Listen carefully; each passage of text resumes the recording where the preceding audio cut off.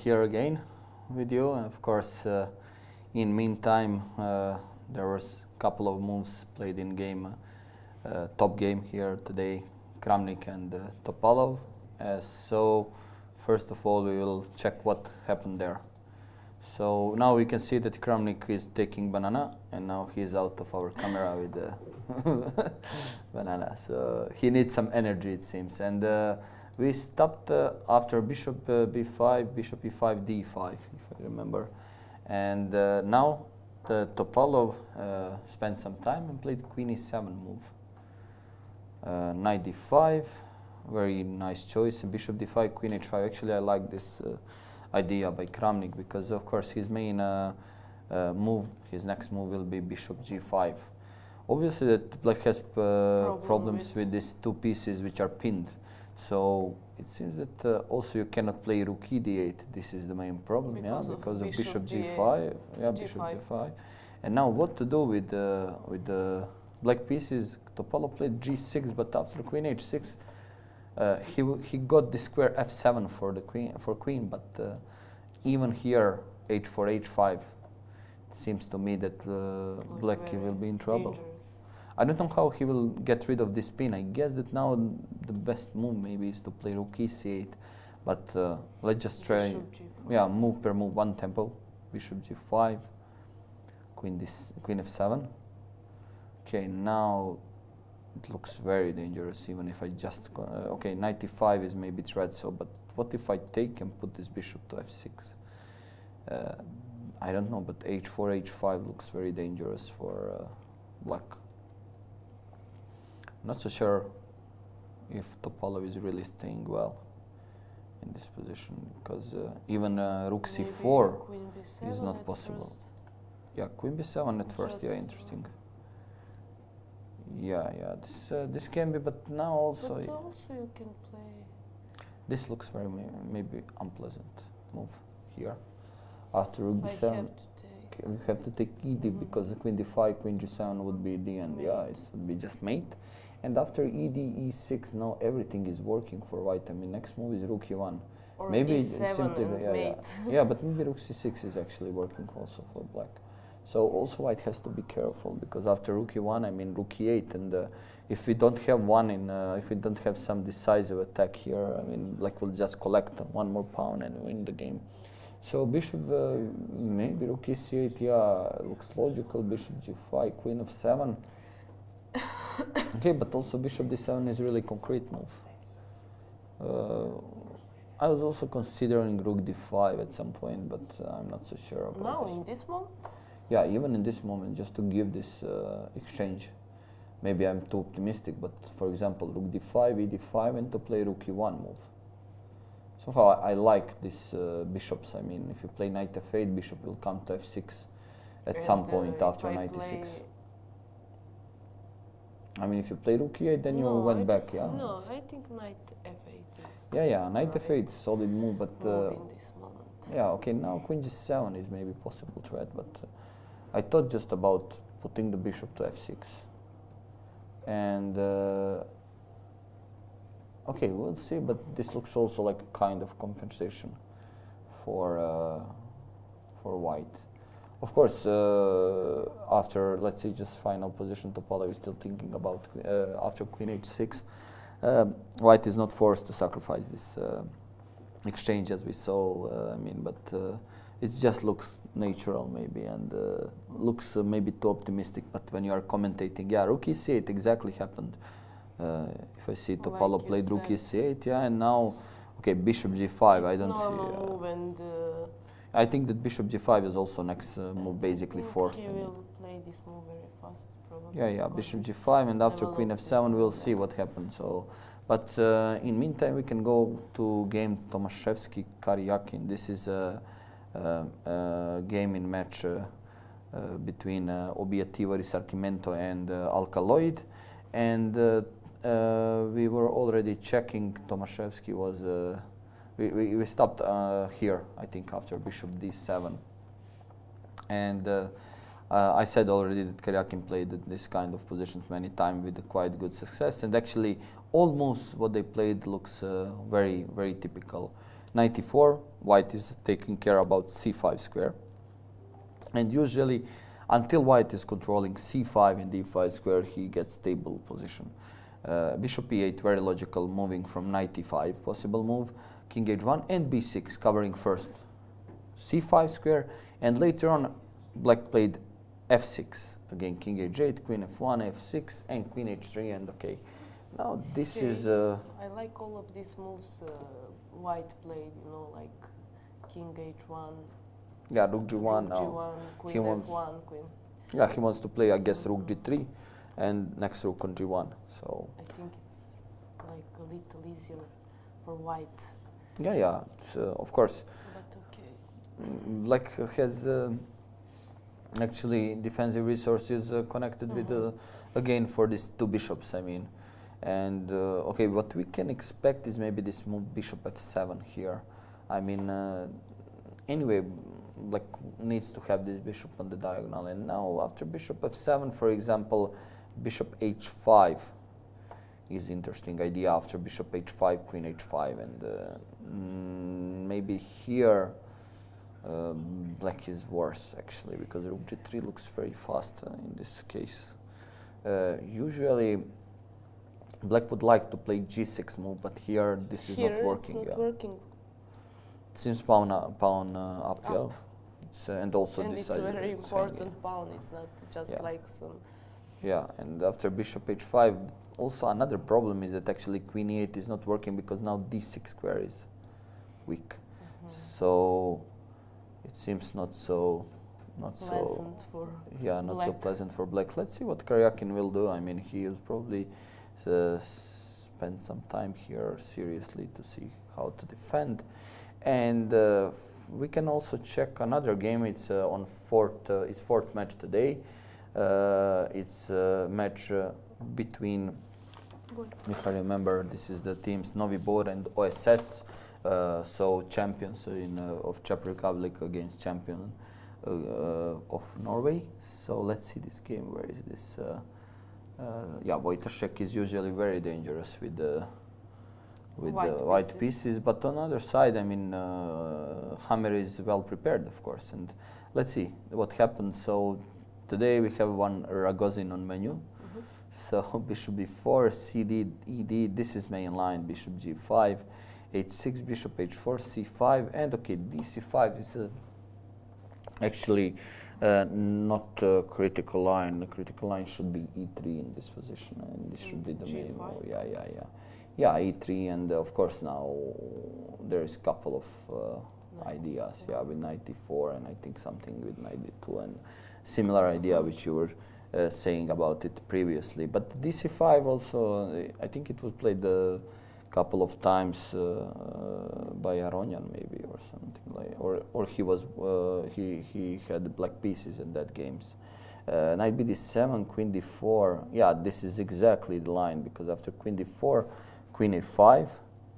Obviously, that bishop c5 in this position would be met with bishop f6. And I guess that this position with bishop d4, bishop d8, bishop c3 check, only move, bc3, king d8, that now this king is bad, and simply after some maybe long castle even here, it would be very dangerous. Next move would be rook d5. Of course, Black can give this pawn and just try to play on compensation, but it would not be so well, I think, in this position. So queen a5, avoiding this possible idea with bishop f6 capturing. Of course, now this is not really dangerous. I guess that after bishop f6, I can play just knight f6, and next move also I can take on c3. I don't have to be really fast with taking on c5, because these double pawns will be taken at some point. Yeah. So a3, bishop c5, queen d2, castle e3. Bishop e7. Now we got some typical position for Queen's Gambit declined, actually, with this weak pawn on d5. White should be slightly better here, but usually Black has good enough resources to reach equality. Bishop d3, queen d8, rook d1, knight c5, bishop e1. Objectively, I would prefer here to have white pieces, but castle. yeah, knight c4 after long thinking. Hammer decided to go into following position knight e4, bishop e4, obviously d4 only move because bishop h4, bishop d5 would be very bad for black, and d5, queen c2, this was probably point of Hold this. yeah, of Radoslav's idea, and I guess that after queen e8, simply queen e4 would be pawn up, yeah, or just first bishop e7 and after queen e7, queen e4. However, queen c2, ef3 is sacrificing, yeah, but this seems to be only move for black. I mean, and now rook d8, bishop d8. What we can expect now from Wojtaszek is, I think that he will play this move, and of course now one intermediate move fg2, since it's hanging, and now okay, they can change something like rook d8, and king g2, and obviously that only white is playing on win, but we'll see if this will be enough for something more. Is this enough for winning? Yeah, I'm not so sure, but it should be unpleasant for black because there is too many pawns on board, still too many pawns, and you can push b4, b5 here with the white pieces. I mean, all what black can do is actually, and probably what is best for him is to put pawn on a6 and bishop on c6. I guess maybe some check, but even here after e4, bishop c6, now f5 is threat, so maybe f3, and then okay, at some point he will play a6, but maybe immediately, maybe some rook d4, but eventually white just move king to g3, even he can play h4, h5. I think that, okay, it seems that after ef3, that simply queen c2, ef3 was the only option for Hammer, but let's see. Yeah, he took already on d8, rook d8, bishop d8, and now Hammer is thinking, of course, fg2 is only move, and now I expect again rook d1 move from Wojtaszek, that he will exchange one pair of rooks, otherwise, I mean, black would have some extra tempo, maybe rook c8, rook d8 to play. Okay, we will check this game later, so we can. Yeah. Now there is also one interesting sacrifice, yeah? 10, yes. Yeah, this sacrificing game Baron against Nepomniachtchi. So let's just find this game, just a sec. Nepomniachtchi, it's, he has white pieces, I guess, in this. I saw. Or I just made a mistake, yeah? So let's try just to find him. Yeah, it's here. Very good. Oh, wow, this looks like very so many moves, and it was a very complicated position. It seems to me that after knight c3, a6, Baron Tal, grandmaster from Israel, he chose to play bishop g5. We already saw this line in first round when Bashir made the draw with black pieces. So after e6, f4, okay, now there is a lot of moves like queen b6 and so on. So let's see, bishop e7, queen f3, h6, bishop h4, queen c7. This is all line, castle, knight bd7, bishop e2. Usually this is considered to be slightly better for white, but let's see. Rook b8, queen g3, rook g8, and everything is like quite normal, but now black has this extra option, g5, what happened? g5, fg, knight e5, and now Baron started with some sacrificing, knight b5. He spent 35 minutes in this position, but usually you are doing this when pawn is on b5 and rook on a8. I don't believe in this here, personally. It's not my cup of tea, but let's see, f e7, king e7 here. Let's see. Where's the Michael telling you? Yeah. So bishop b5, bishop c6. Obviously that here black is the only one who can play on win. So let's see just what happened. King b1, queen a5. I think. Wow, what's this? He blundered. You can see on No, but he is losing that, now. Yes, he is losing after queen before. Yeah. This Just looks like, yeah, they played it actually. Yes. Queen before You with the can same see king 8, it Nepomniachtchi's seems. face. Yeah, he's satisfied. It seems that everything is lost, and okay, yeah, it's the end. It's the end. It will be very easy win for Jan, because it seems that he did not spend so much time. After this move. Yeah, and it seems that his opponent spends really a lot of time in this position. Maybe bishop g5. I mean, Nepo is usually not so naive player, so you should not play bishop g5 if he surprised you with Najdorf. So, oh, he played rook h7 and he let his opponent to give him a mate on. No, first b3. First he played b3, queen c3, rook h7. Okay, this is of course losing position, and Nepo is really feeling confident. Yeah, you see his face. Yeah, like this. Why my opponent does not want to resign? Yeah. Okay, we can check some other games. Maybe Of women's course. section now. Yeah, of What course. do you Now it's think? time for women's section. Of course. Let's go to see what is happening check there. what Yeah. is happening with First Stefanova. and yes. First Stefanova. Yeah. This is for me the most Okay, exciting queen b4, knight. game today. Oh, let's see. We stopped after knight rook b1, and we said that this knight c3 looks very dangerous for black. But now knight f4 she played, ef4, and basically Alexandra decided to play without pawn. I do not believe that this is a good decision. I mean, bishop a4, queen b4. I think that here just white is better, and Yes. very dubious decision by Alexandra. Alexandra. Maybe she got too confident after this 4 out of 4. I mean, after having 4 out of 4. So let's see just what happened. Rook f8. Yeah, it's just simply pawn up, and even black cannot finish the development. And now knight d2. I do not believe that she will save this game, because it's so easy. Okay, now this bishop on a4 is a little bit strange piece. Okay, just for now. In some moment he will get. It's very tough to put knight on part c5, of because this if you game. play a5 in this kind of positions, I mean, then I get this b5 square, so you cannot come knight a6, knight c5 on time. And also you cannot develop this knight to d7 because it's big pressure on e6. I guess the most normal move now for black would be to play some bishop b7, but I guess that this is not really helping after knight f3 and possible idea knight d5 again to force some d6 move. It looks very unpleasant and bad position, simply bad position for Alexandra. I don't It's know. very strange that she gave this pawn, but she's playing against Stefanova.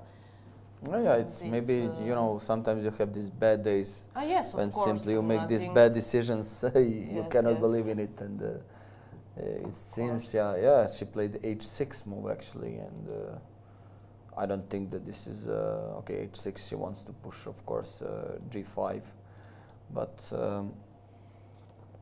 okay, it's maybe the only counterplay here actually. But I don't think that it should be bothering white so much. Still, I mean, maybe this is actually best move, and to push g5 and try to do something. I mean, to open position. So yeah, let's see now, because now it's also quite interesting to see how Stefanova will react, because she would play also this kind of moves if she would have black pieces. So h6, g5, and some maybe in future in some long term. I mean, some compensation for black.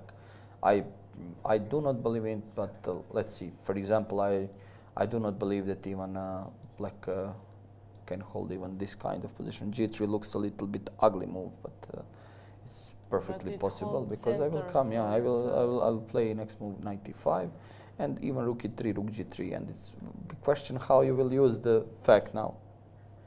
You can do something like king h7, but I guess that I have enough threats with some knight e5 in this position. For example, king can come to f1, and now after, let's say, bishop b7, rook e3 move, I don't see any direct threats for black, and the rook is coming to h3. You cannot push d6, and basically are playing with one piece down. I mean, this is like this pawn, this knight on b8 is, if you don't develop it very fast, I mean, what to do? And next move is rook g3. I think that something like this we can expect actually.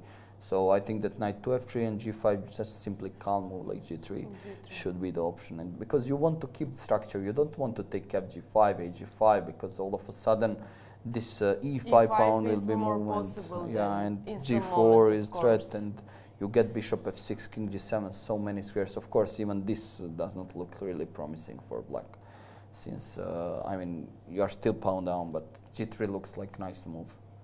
And she played knight to f3 and g5, and let's see just if Stefanova plays g3 or she will take some time to think. We can go to some other game on in moment section, so maybe you have some idea which game would you like to see now. We can check Giria against Goryachkina to stay in this match, because okay, so Giria has white pieces. And yeah, we were speaking about the structure knight bd7, bishop b2, bishop e4, bishop h3. And now I was actually saying that one of possible ideas is to take on f3 immediately, ef d5, and now try to push a4. This was possible idea, really. However, I mean, one of the answers for this kind of strategy can be move a4. Stopping idea a4 and also getting extra square for bishop. It's tough for black. I mean, he has two knights or she has two knights, but it's just at some point you will have to stay in one place, and this is maybe something what Goryachkina wanted to avoid. So she played d5, but now knight e5, and c6 also square is here weak. h6, rook c1, a4, f3, bishop f5, bishop g2. Personally, I would rather be white here. I would rather have white pieces here, but let's see, c5. Usually you do not open position when your opponent have two bishops, but let's see, knight d7, b4. I think this is not going well for black. For black? Yeah, it's not going well for Goryachkina, this is for sure. I mean, at least now I can take dc5, and if you are forced to take knight c5 in this position, even if you take back pawn, I mean, this structure is not so good. Now there are some also queen d4 tempos and so on. I mean, it looks very perspective for white. Yeah. So I think that Giria is in problems, but let's see if she played maybe some move. No, she's thinking. Yeah, she's still thinking. Yeah. So maybe you have also some other game before to see from this match. Maybe to see Nona team again, because I mean. Just to check. Let's see if today they will solve problems. I mean, let's see, maybe first Bianca or. Okay, first. Because it seemed to me that Bianca had the best position against Kotanashvili, yes. Yeah. Okay, let's check. Wow, something had changed in meantime. Let's see what has changed, because we said d5 and now Bianca was spending some time and she played e5 as we were talking, but after knight d7 she played bishop g3. Possible move, she wanted to push f5. f5, yeah, but somehow I think that taking on e7 was more natural, because first of all you are getting rid of one defensive piece for black, and also bishop g3 is like moving back, yeah, with the pieces. Yes. And okay, now it looks normal. But bishop f8, and now it's very tough to push f5, knight e5, and bishop is in defense. Maybe she thought I have time for it. Time for it and space advantage, so I will not change my pieces. It looks like. Yeah. But we were analyzing that bishop e7, and now we can see that probably it was a better move, bishop e7. Yeah, now rook a1, knight c5, and okay, I think that here knight d1 is simply, if you already prepared f5, then you have to push it. I mean, no matter what happened. Yeah, exactly like that. If you say A, you have to say B. You should say B actually. You should say B, yes. Knight d1 is like first you are playing actively, now passively, and this is not good strategy. Also knight d3, queen d3. Now it seems to be that after bishop f5, black has perfect position. I mean, c3 a5, and of course now I would be raider black. I mean, I would have raider black pieces because the problem is it's simply knight e3, bishop e4. This e4 square is extremely important. Even now I have c5, rook g6. I can just connect my pieces, and f5 is not so dangerous anymore as before. So I think that she lost her all advantage here.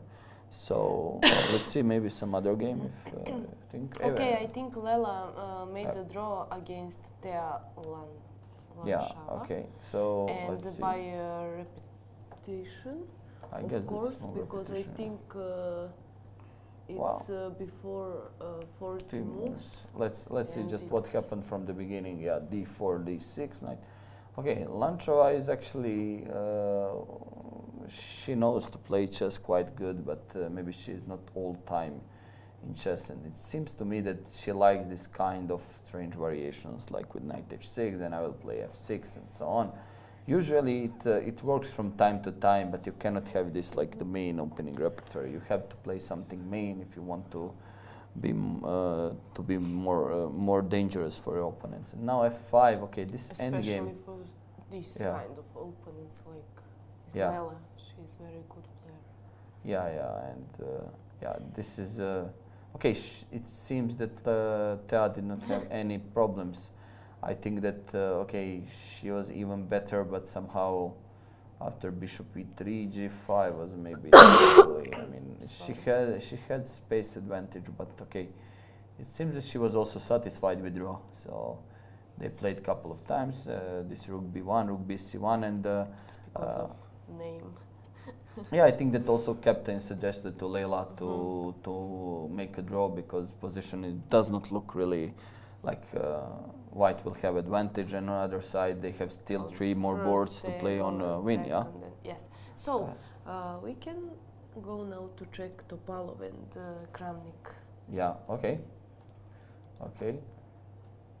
Well, let's check Kramnik and Topalov. Yeah. Yeah, that's nice tweet we have. Yeah, Topalov didn't let Kramnik use extra lighting. Kramnik, that's okay. I'm even better in blindfold. Yeah, actually, it would be interesting to see their score in blindfold chess, because they were playing many times in Monte Carlo, actually, and there we have this blindfold games, and maybe Kramnik was actually having good, maybe he has good results against Topalov. So let's see Kramnik Topalov without special effects. So yeah, it's queen h6, rook e8. This is where we stopped. We were expecting from Kramnik to play bishop g5, queen f7, bishop d7, queen d7, bishop f6, and now Topalov played queen f7. Instead, Sandra, you offered queen b7 as a interesting alternative to take on g2 pawn, and actually also after f3 to stop white's rook to come to 3rd rank. So I think that this was also something which Veselin should take into consideration. Yeah, because now rook c2 is also. Okay, we'll see. Does he knows really better or not? Yeah, we'll see after the game. Maybe h4 here. But after h4, do I have enough time to take here on g2? No, h5 and after but if bishop h1. Or bishop h3, for example. Ah, okay. And no. queen. Okay. I didn't calculated bishop h3. I just. Yeah, okay. Still it's dangerous after queen g5. No, but still it's dangerous after queen g5, because if you play queen f3 now, okay, you have to think about this move, because obviously that exchanges would not bring so much for black, because after rook g7 checking f8 h6. And I will promote h pawn. I will take rook h7, and that would be game over. But let's see what Topalov played. He played queen f7, b3, queen f8 to cover the dark squares. But after queen f4, this looks like a safe game for Vladimir. Still, it will be tough to prove. Actually, is this really something special for white?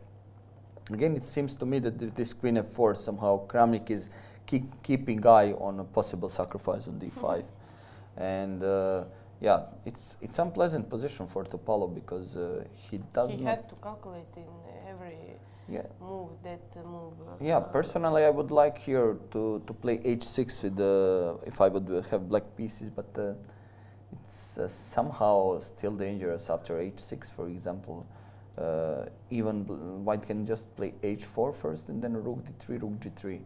Even it's possible to play rook d3, rook g3 maybe immediately, since there is no big threat after g5, rook g3. If you move king, it seems to me that this would be very, very dangerous. And next check is on h3, and no, but okay, there would be some defensive stuff still, queen h6 and so on. Queen but obviously that here he would lose some material. So it should be some important decision now for Veselin. He played rook c2.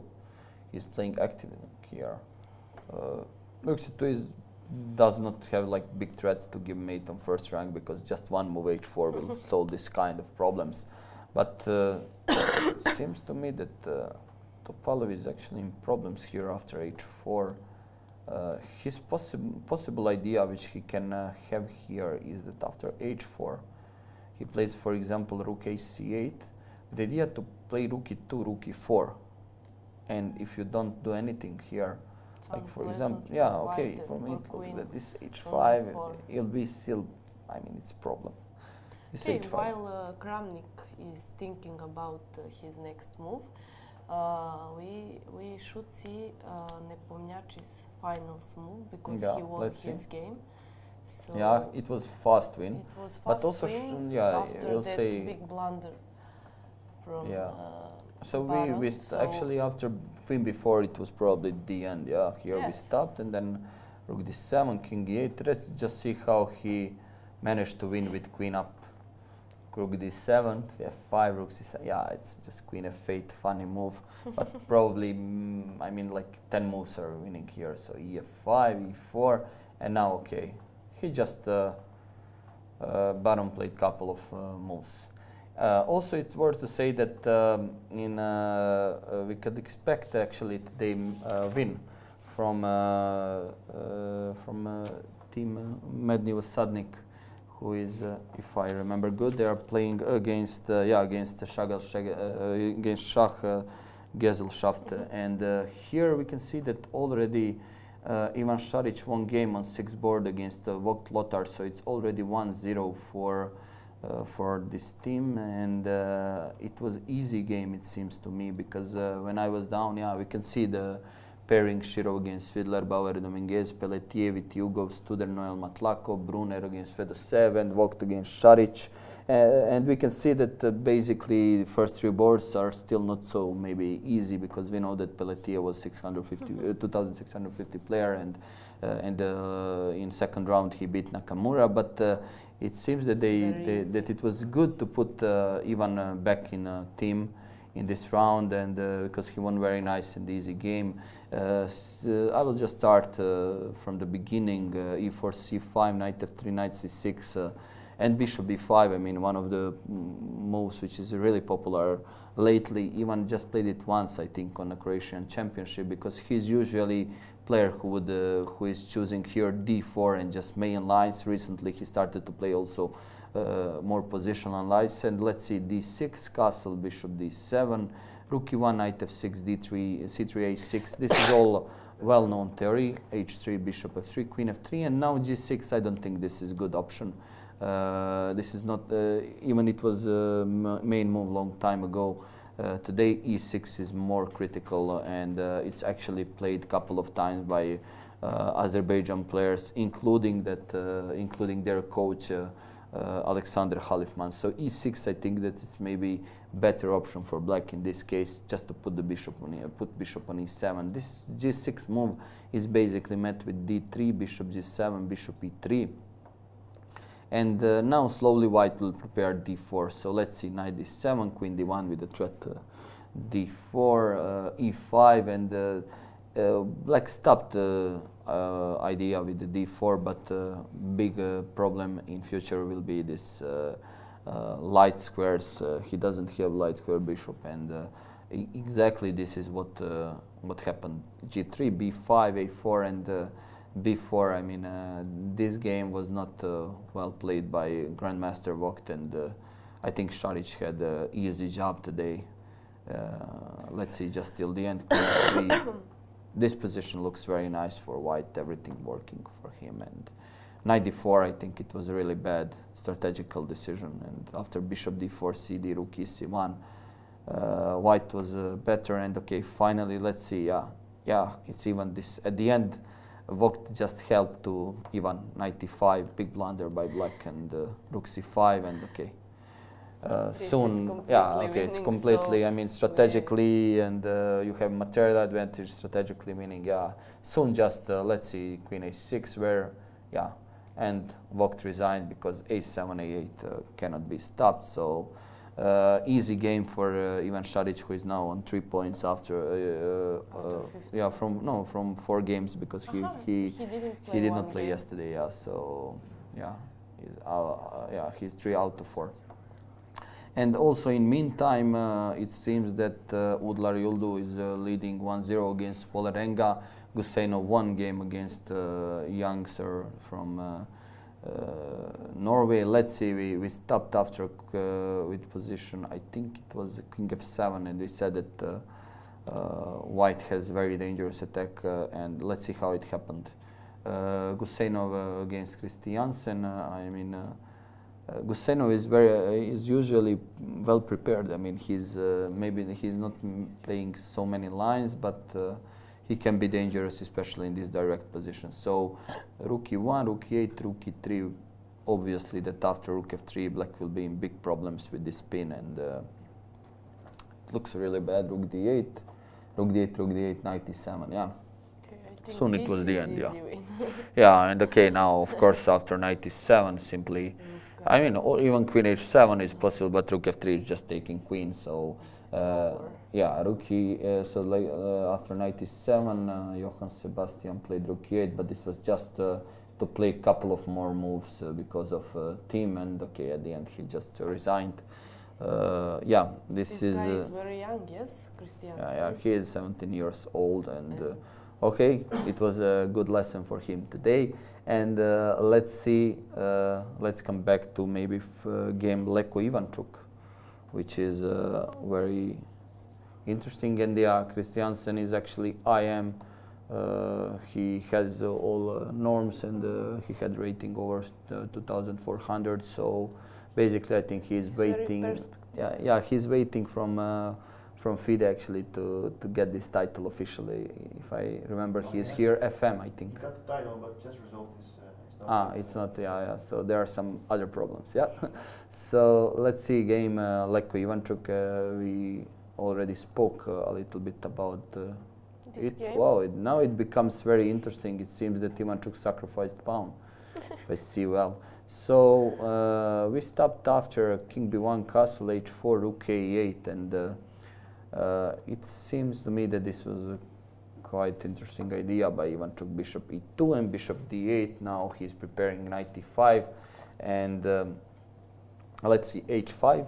Very logical move, threatening h6. I think that Black should not let this move to be. Yeah, because to play this. So h6. Also now always some sacrifices on h6. You have to count on it. But okay, Knight h2. Nice move. Knight e7. Bishop f3, and now Ivanchuk played Bishop e6 quite fast, giving pawn on sacrificing pawn on b7. And let's see, okay, if White does not take pawn on b7, obviously that d5 will come, and what then happened with this bishop on f3 and knight on h2. So only chance now is to take c6, and very nice idea actually with knight d5, because now Black will get rid of this bishop on e3, and actually knight f3, queen c7. Queen d3, knight e3, f e3, d5. Okay, White is pawn up, so it should be something they're good in this position for him. But these two bishops, exactly, bishop is coming to f6, queen on b6, rook on b8. I'm sure that Black has here decent compensation, and I like the idea of Vasily actually, and it seems to me also that. Leko is maybe a little bit worried here, and it seems that I mean this pawn on e3 is weak. Pawn on g2 and h5, they are not really connected, and still black has two bishops. I mean bishop pair, which is always dangerous. So you think it was a good decision by Leko to take this pawn on b7? Oh, maybe well, he spent some time, he but could play g4. maybe, yeah, maybe g4, but I'm not so sure. Would Ivan took let this g5, because obviously that he can play also maybe this move f6, but maybe now it was time to take on.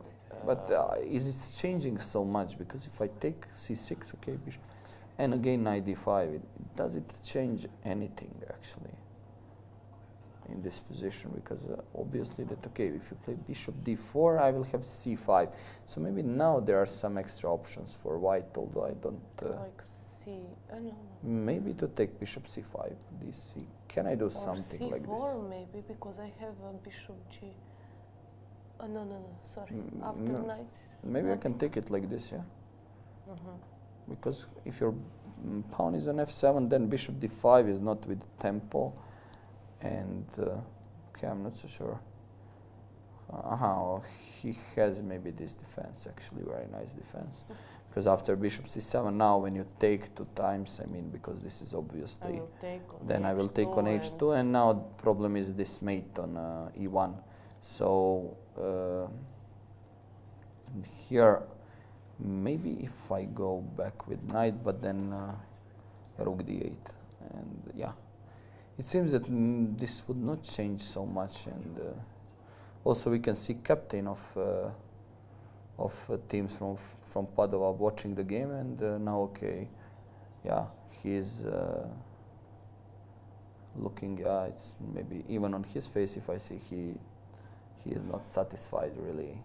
Well, so let's see what Leko played, because after fe d5, I think that one move is played, but I cannot see which one. Knight is on f3 still. Queen e2. Yeah, queen e2. Oh, this. Yeah, okay. White wants to bring back bishop to d3, but wow. Wow, I don't like it for white. It doesn't look like. Yeah, it looks like you're giving one tempo for black to continue attack. I mean, bishop will come to f6. Now just queen b6 or bishop f6.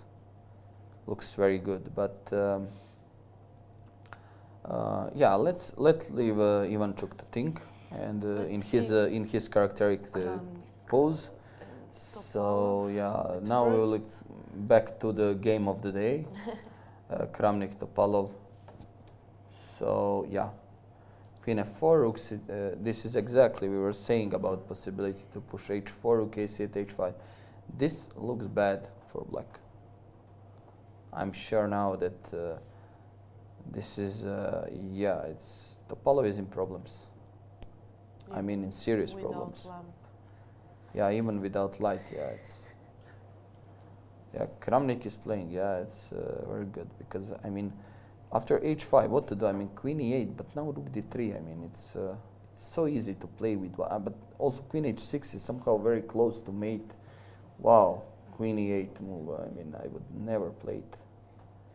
I do not, maybe he wants to play queen c6 and rook c1, but this looks like your resign game, I mean, like, yes. Maybe this is his idea. Okay, I can play. But yeah, I will play rook d3. Rook What? d3. I think this is idea to play rook c3. Rook d1. Rook And now I d1. taking queen c6, and giving check on c1. This is the idea. But it looks to me very, very suspicious, because what if I play move rook d2? Or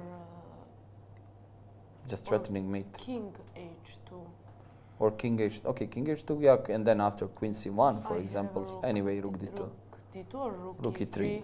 Maybe. Maybe even rook d2 to keep some possibility to give check Okay. at the end. For example, if you move somewhere bishop, and now queen h6.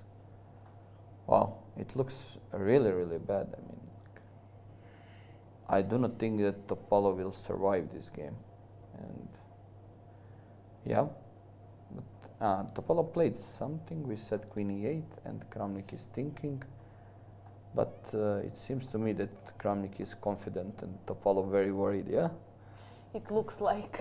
Looks like Topalov is. Yeah, he does not feel good. Kramnik is very calm and he's Yeah, because I mean, rook d3. I really don't see. I really do not see what black will do. I mean here. Even I'm not so sure if I play rook d3, for example, first move. If you play move like rook c3, maybe I can even play a6 move. Queen g6, sorry, and rook g3, sorry. This is my mistake. I forgot that I can take rook g3. So maybe after rook d3, as we said, rook c3, just rook a d1, and it looks very, very dangerous for black. I mean, next move will be a g6. Rook a d1, and what about gh5 here? Can I play like this? I don't know. gh5, rook g3 is the check. This is winning. So I cannot take gh5. You have rook g3 all the time. Yeah, this looks very unpleasant. But and maybe what do you think about plan king h2 and rook h1? Well, yeah, this is for sure one. Because of first rank, maybe it's not so possible. Okay, king because h2 is for sure in another some plan. moment I have to Because move back my king after rook. No, but you will go king g3.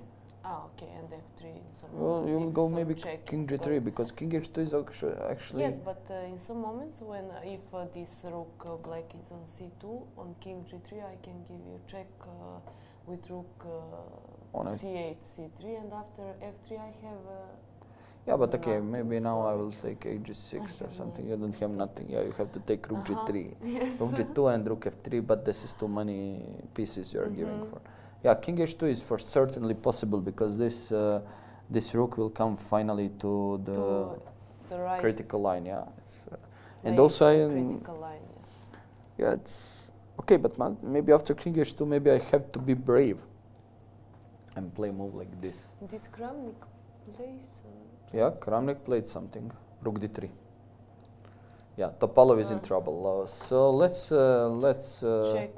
check some other games and wait for Topalov's answer here. So maybe next game can be Wojtaszek against Hammer. We know that Hammer was basically forced to sacrifice material, actually to sacrifice queen. So let's see what happened later on. Exactly, we were speaking about similar positions. Still, Hammer did not put his bishop to c6. He's keeping it on e6, but basically rook d8, bishop d8. Yeah, we stopped here. We saw and rook d1. So all these exchanges, king g2 and a6 actually.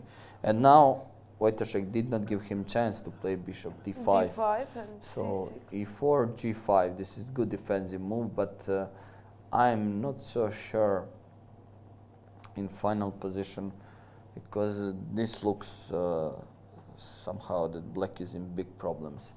Simply h4 will be unpleasant at some point. So I guess maybe queen f6 immediately looks possibility now. So let's play h4. Maybe after h4 I can take gh. So yeah. Okay, so maybe I should play queen f6, but I think that now we have this rook d3, rook d2 check, and after king g3 that this is the only rook d3. Yes. Yeah, and now g4 is actually defensive idea for black. So it's not so easy. So okay, I don't think that. Okay, rook d1, white to move queen from f6. Maybe I can play just some other move. But yeah, still white will have some difficulties in this position. Of course, b4 is one option, but I'm not so sure that is this really useful for white or for black. I mean, it's, because then black would get this extra square with bishop c4 and so on. Yeah. So we can check some other matches. Yeah, so let's see here what is happening. So Bashir made the draw, yeah, and Bakro and Vasher, they made the draw, so it's not so good result, I think, for Padova. In this case, I would somehow especially expect something from Bakro, like Bakro still, he has white pieces, he is very dangerous when he has white pieces, so let's see just what happened in the game with Krivoruchko. Because we were saying about this endgame, it's like it's possible to reach something with white pieces, but after bishop e3, actually Krivoruchko played just king g7, and yeah, he stayed, he was playing actively. And rook a8, a4, rook d3, yeah, there was no even a single chance for Baklo to play after rook d1, a5, ba, ba, rook a1. Okay, and now they are playing this couple of moves, but this is just they were playing until, you see, even, it's funny, they did not even want to call arbiter, they just played the 6-time repetition or 5-time repetition. I mean, to not call arbiter, it would take longer time than to just finish until 40 moves and just sign score sheet. So this is this is interesting, yeah. So interesting decision. So now it's in this match, it's 1-1, and okay, maybe we can check actually Tomaszewski and Karyakin. We were saying about this game before, and just let's see what is happening. Yeah, the interesting defensive move, queen h3, rook g8 here. Wow. Okay, the idea is obviously that if white was satisfied with draw, that he would take, yeah, queen e6. I think that, yeah, maybe g6 is eventually taking queen. I'm not so sure. Can I play g6, for example, with idea rook g7, which looks... but I can play maybe in some moment knight d6. Yeah, knight d6 actually, yeah, I cannot do it because this looks... even rook d7 is not taking queen because bishop d5, and now, I mean, at least what I can do with white pieces is to exchange, and now, of course... Queen d... Ah, okay. I guess that, yeah, queen d5 is of course another possibility, but just queen e8, if I want just to save the queen, I can do like this. So queen e6, bishop d7, queen f7, I get this, that, yeah, bishop e8 would happen. Because now you cannot jump to d6, and okay, this would be forced draw. I mean, maybe until 40th move, like in the game before. Can I jump?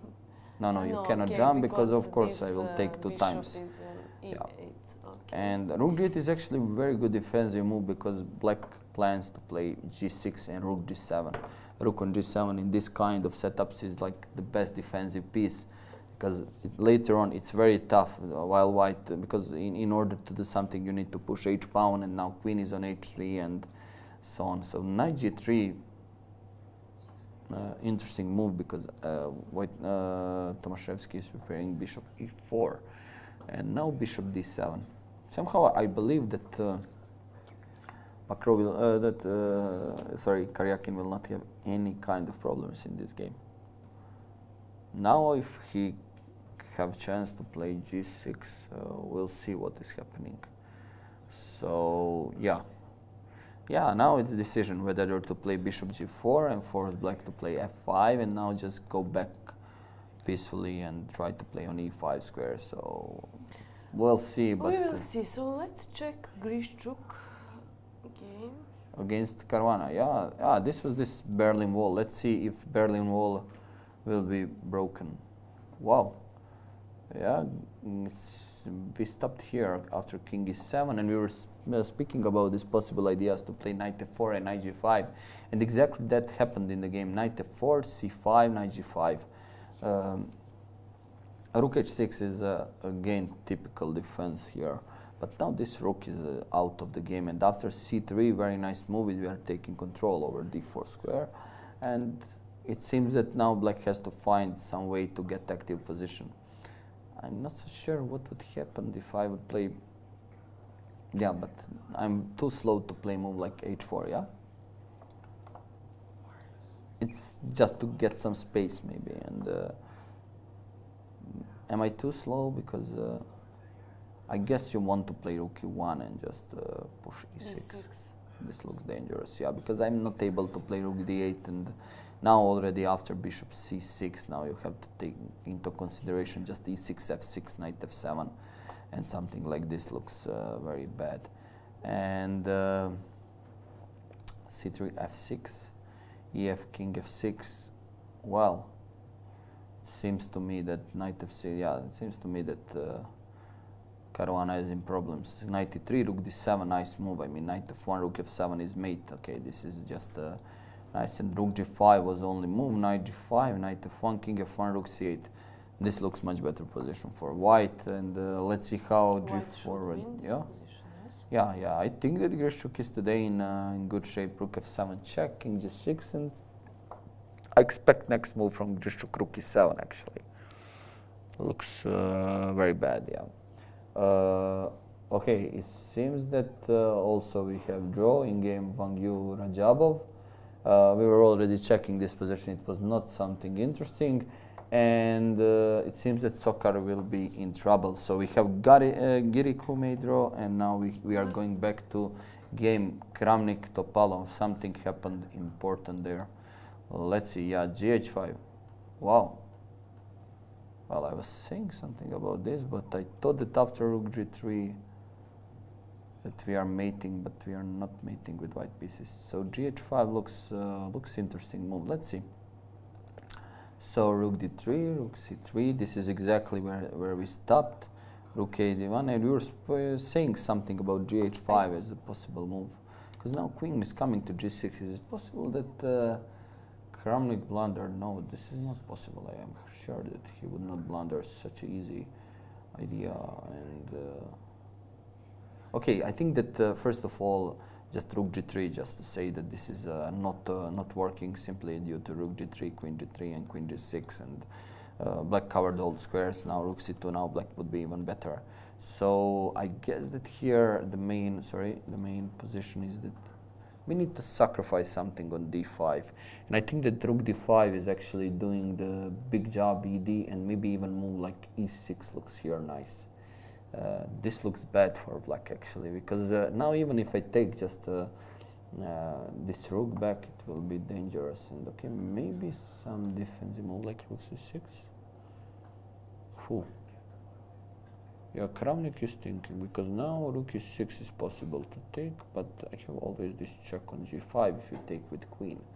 So obviously that if I just take rook d5, that looks quite bad for black. So let's say that I take rook d5, rook e6 and rook e5. Yeah, he takes rook d5. So yeah, he calculated, but let's see who was better today in calculations. Also for me looks like queen f5 is extremely strong move, so we'll just wait for broadcast just for a second to get this rook d5 on board, because still they did not move it. Yeah, that's true. Yeah, this Kramnik is getting a slow-mo kingside assault on Topalov. Okay. Yeah, it seems that Topalov is in trouble. Yeah, because after ed5, I mean, this bishop on f6, rooks are not working anything on this c line. I mean, it's the only chance is that if he change somehow my rook, but the problem is that I can take even queen f5 here. Actually, I don't see, since you cannot change. No, you cannot change the rooks, because rook c1. You can. Or not? No, queen g5, check queen g6, and I take rook c1. And after queen g5, this looks very close, to winning. I think after queen f5. No, e6 still. Still e6. First move e6. First move was e6, and yeah, it looks that rook c6 is only option, because otherwise not good. But let's see what Kramnik, what he was counting. But after rooks, yeah. No, this looks extremely bad, because after rook c6, rook d3, yes. Rook c6, rook d3 is looking like the end. I mean, if I put so many pieces in attack, I mean, it's well, if this happens, I mean, Topalov and the whole team will not stay really good. So because they have these two draws, and Griščuk is basically crushing Caruana. And now, if you see, Kramnik is crushing. I mean, this means that Siberia will be extremely satisfied with today's result. I mean, I don't see way even Sokar. Let's maybe check just a little bit Mamediyarov, Korobov, and Adam Slichao, because there are only chances for Sokar if Adams win game and Mamediyarov. Although the both of them are saying at least slightly better, in my opinion. So let's see what is happening in game Adams Lichao. This is actually Adams had a pawn up when we left the game. So let's see. Wow. 2-4-6, 2-4-6. Adams is worse. So not good news for Sokar. What happened here? Because somehow after Bishop e5, it was looking that that Adams is staying much better.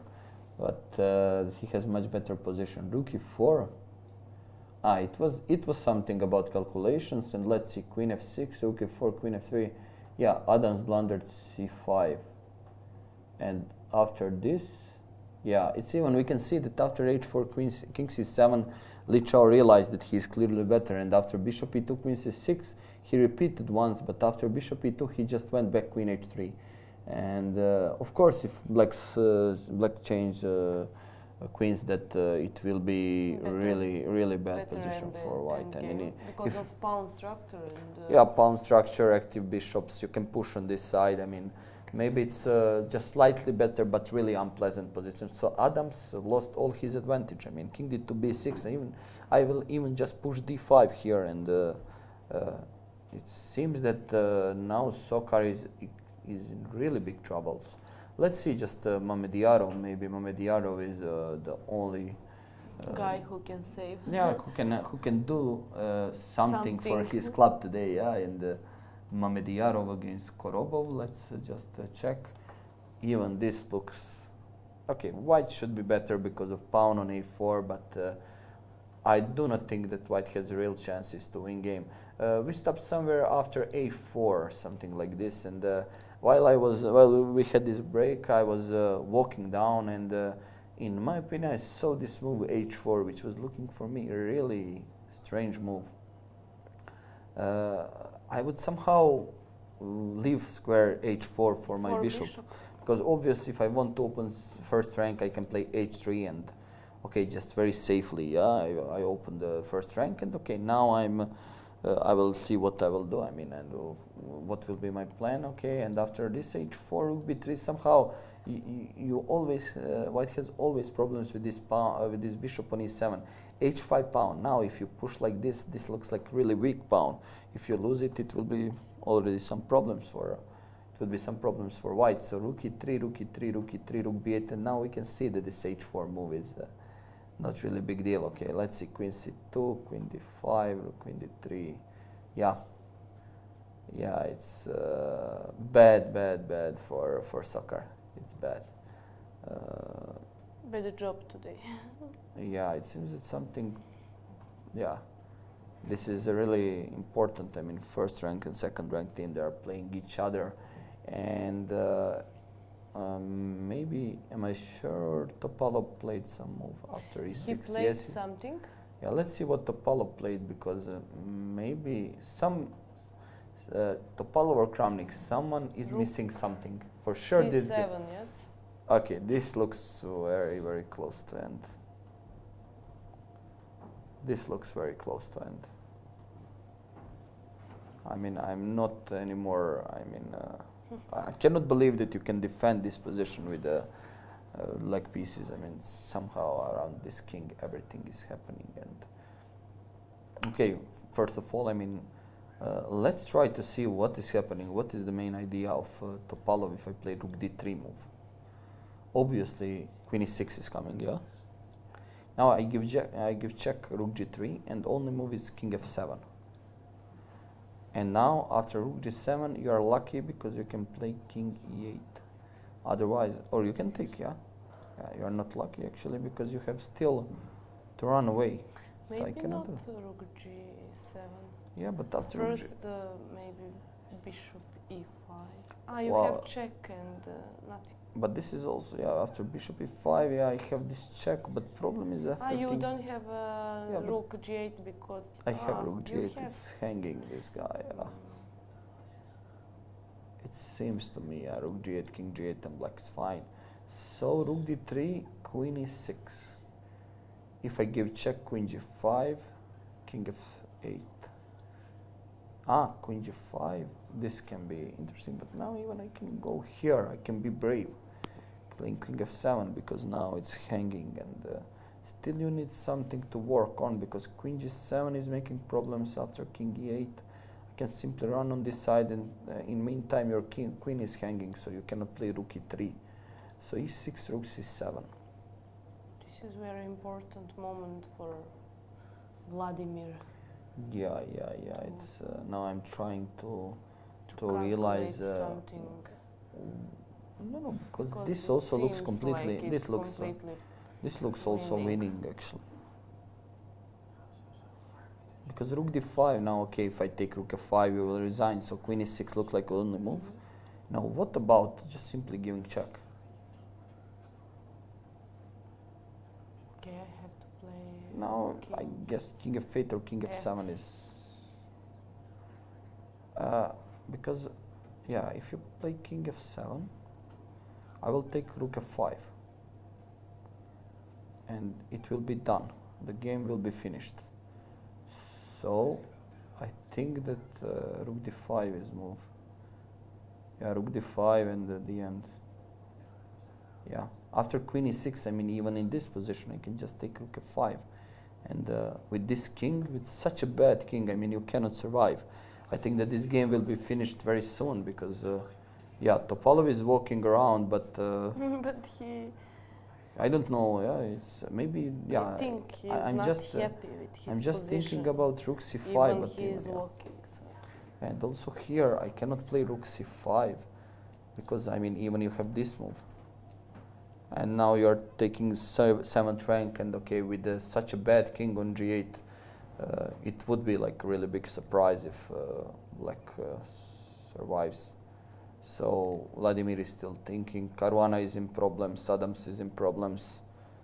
Very bad. I don't see yet. Tokmakov is walking there, but I'm not. I cannot see. I mean, yeah. But he's usually not showing so much on his fades. So yeah, it's not in his hands anymore. That's right.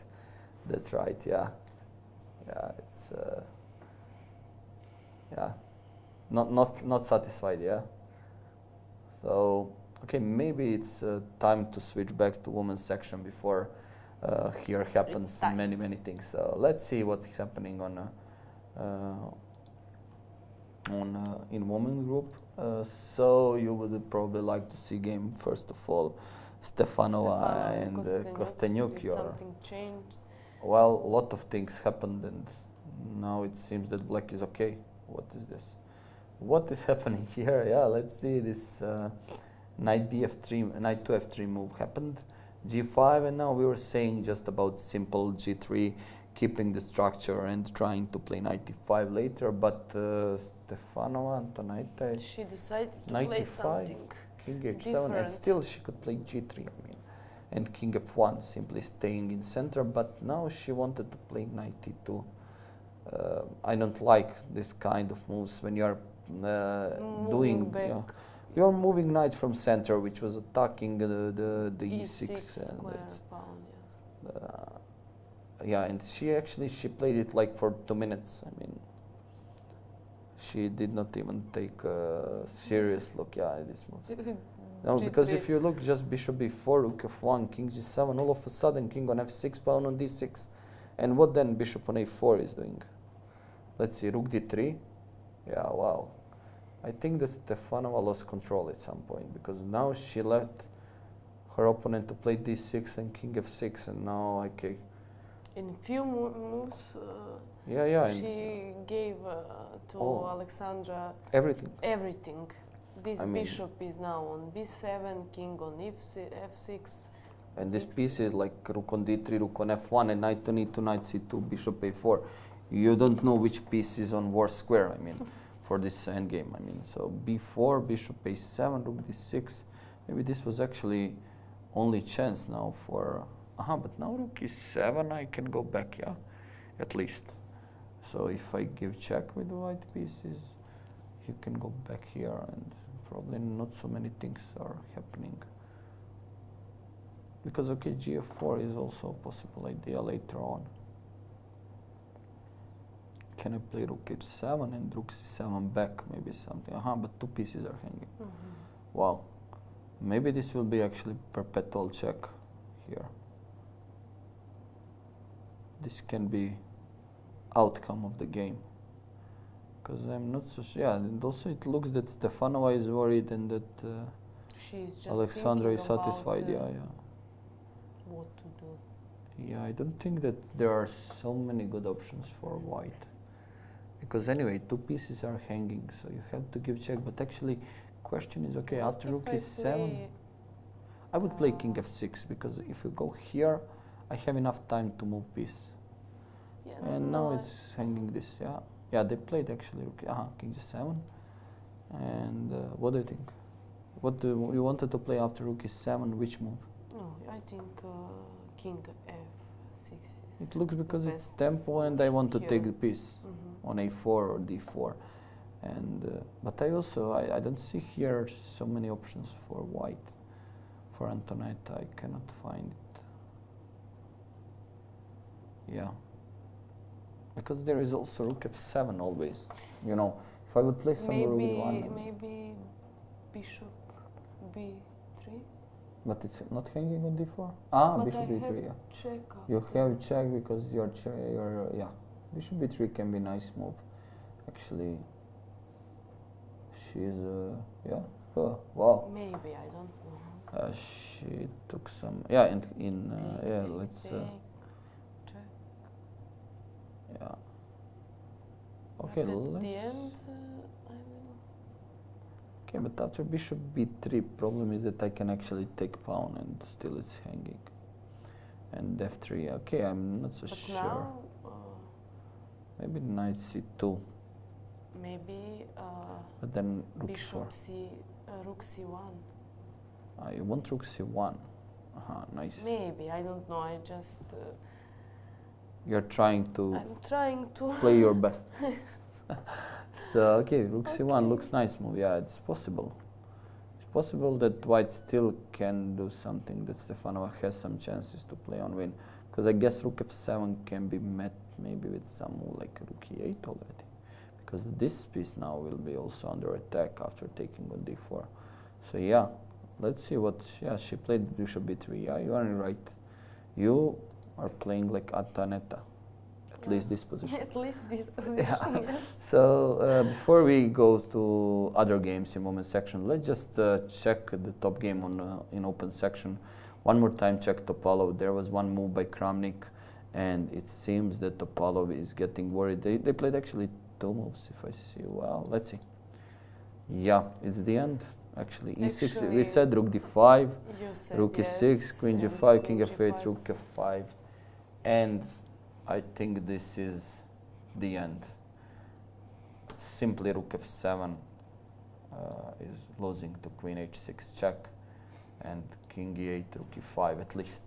I mean, yeah, Topalov is now waving with his head. Yeah, like, but I think it's now too late to do anything because rook f6 is simply met even just with rook e6 check. Yes, it's completely losing. Yeah, it's completely winning, and it seems that yeah, now Grischuk. Let's see Grischuk what he will. Yeah, something. It seems to me like that Grischuk was wow. Rook f7. Yeah, rook f7 and queen h6, and that's the end. Game is finished, and yeah, as I said. When Kramnik has white piece, I have one idea at the end. Maybe black actually can survive. I do not believe in it. How? Okay, they move the rook f7, queen h6, king e8. King e8, yes. Yeah, and now I have at the end, maybe I have this beautiful defensive idea to play rook e5, rook c6. What do you think? Is it possible? And if I now I'm threatening to take on e5. h5 for a moment. And this move, I did not see. Yeah, I'm pinned everywhere. Yeah, I think maybe Topalov blundered that move. Yeah, you are playing like Kramnik, yeah. Okay, so you are improving by moves first like Antonietta, then like Kramnik. Yes. Yeah, it's actually I that's will stop here, yeah, it's and it's the end. Actually, we caught the end of this very match. Nice, yeah, we caught it, and win. It's beautiful win by Kramnik. Vladimir. Yes. I think he's very satisfied with this position. I mean, in the game, and it's very smiling. important. You saw him? Yeah, he's smiling. Like, he's happy. Yeah. It was this boxing. It's very good. Yeah, he is satisfied, and maybe, just maybe, he can be our next guest. But we'll see. Yeah, he has 3 out of 3. Very good. He can do it without light. He proved to the audience that he can do everything without light. So it's nice. So let's switch just to game of Caruana. Congratulations to Vladimir. Beautiful game, and let's see what is happening in Griščuk Caruana game, because it seemed to me that Caruana is also in problems, and we stopped here after rook f7, king g6, and I thought that Alexander will play rook e7 move. So king f2, bishop d5, rook d7, bishop a2, king g3. It seems also quite bad for black, and it seems that after king f4 this game will be soon over. We have a guest. Yeah, and it seems that now Vladimir will join us, so we will take a 2 minutes break to prepare it. Yeah.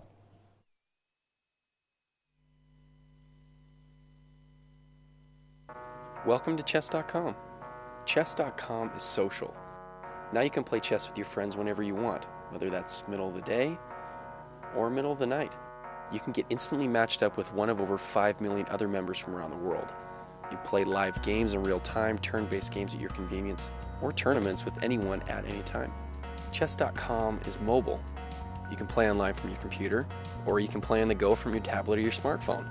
No matter where you go, whether you're at work, grabbing a bite to eat, or just enjoying some time at the park, your games are there with you, and keeping multiple chess games going has never been easier. Chess.com is for learning. Don't just play chess, get better. The best chess training resources have never been more accessible. Learn essential chess strategy quickly and easily with the extremely popular Tactics Trainer tool. Improve your game in ways you didn't know were possible with training videos by chess masters.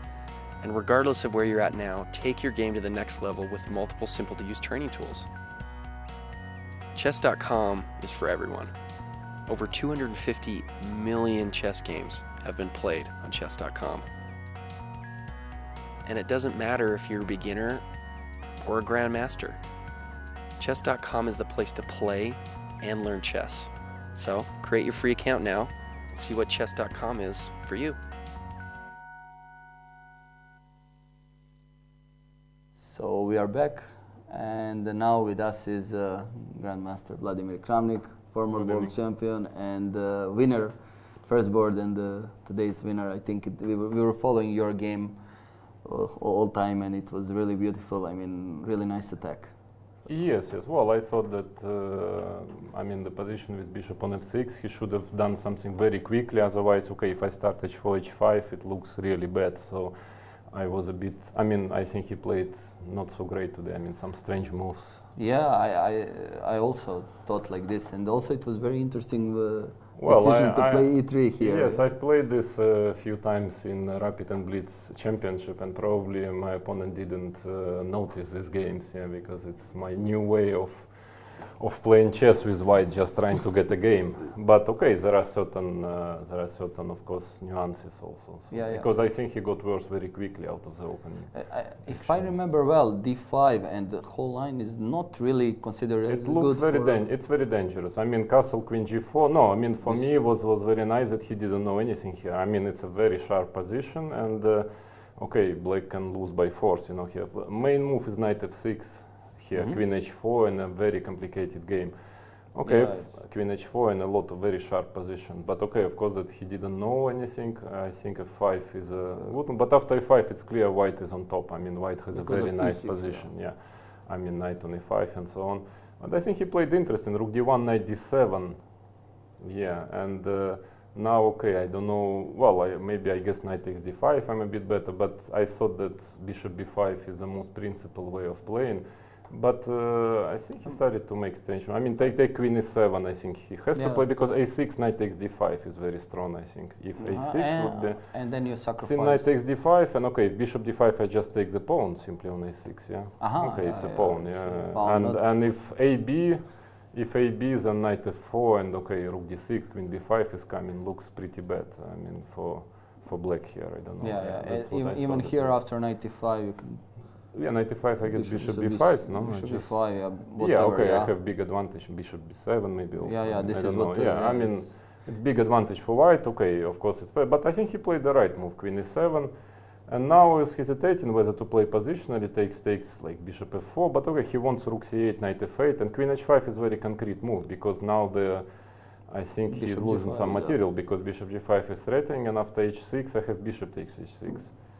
So this is I mean, that was the point, yeah, gh. I guess you can give also check. Yeah, I don't know, maybe some rook d3 immediately, but at least I have check, and now he has to play queen g7, I think. Takes, bishop d7. Okay. Yeah, I mean, white has big winning chances, yeah, here. Yeah, I agree.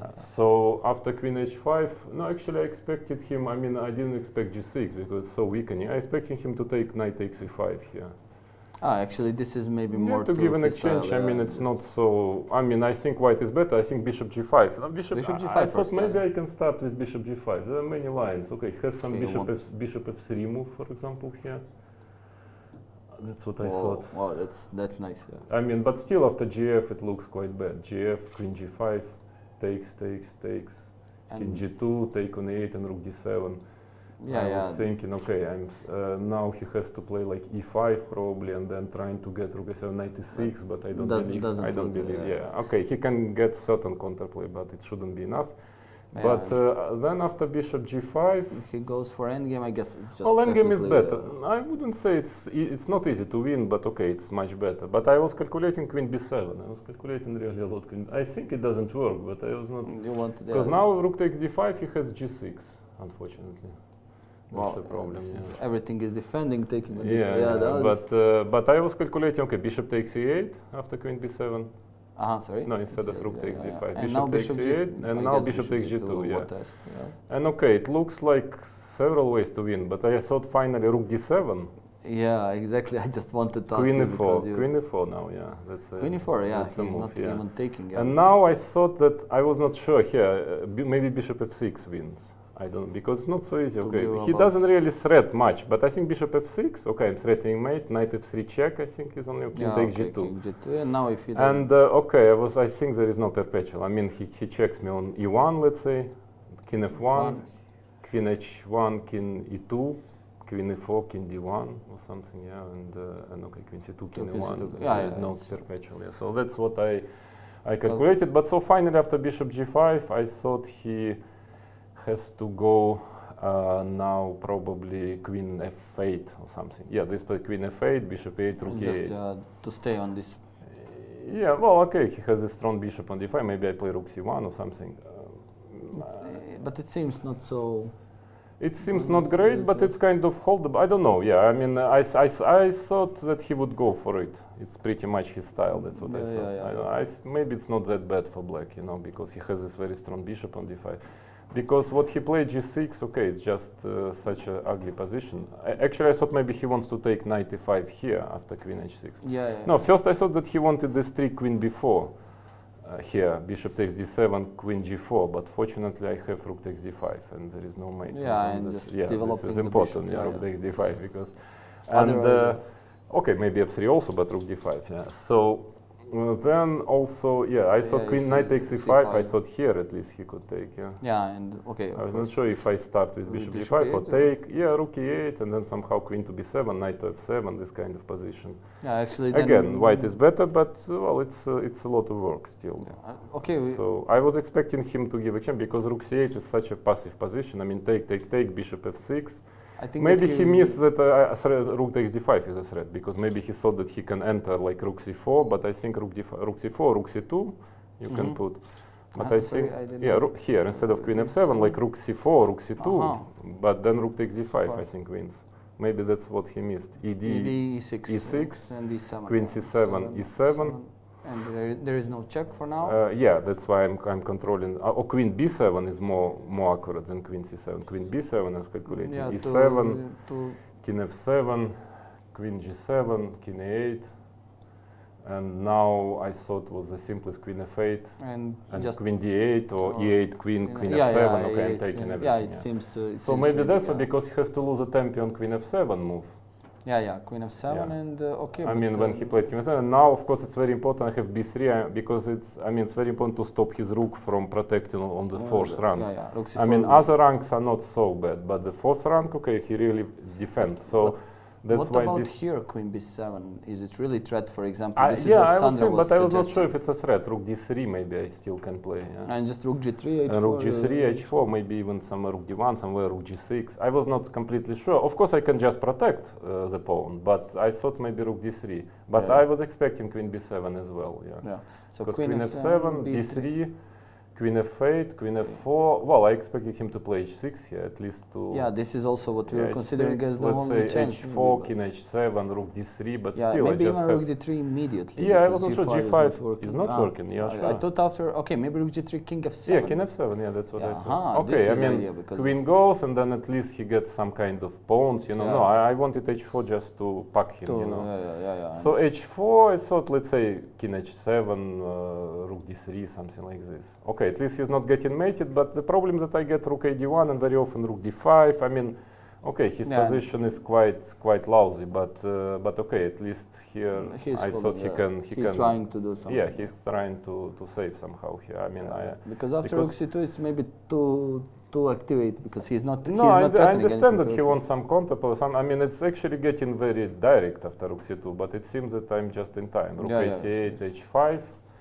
Okay, queen a8, yeah, I don't know, rook d3, and now it seems that, okay, he has to play rook c3. I mean, it seems to be pretty forced. Rook d1, this is I think it's over, because gh, rook d5, ed6, I calculated, and I think it's just gone, because, okay, some few lines I can show for the, okay, queen e6 loses to queen g5 check, if queen takes, after e6, queen e6, queen g5 check, queen g7 check, and bishop takes c3.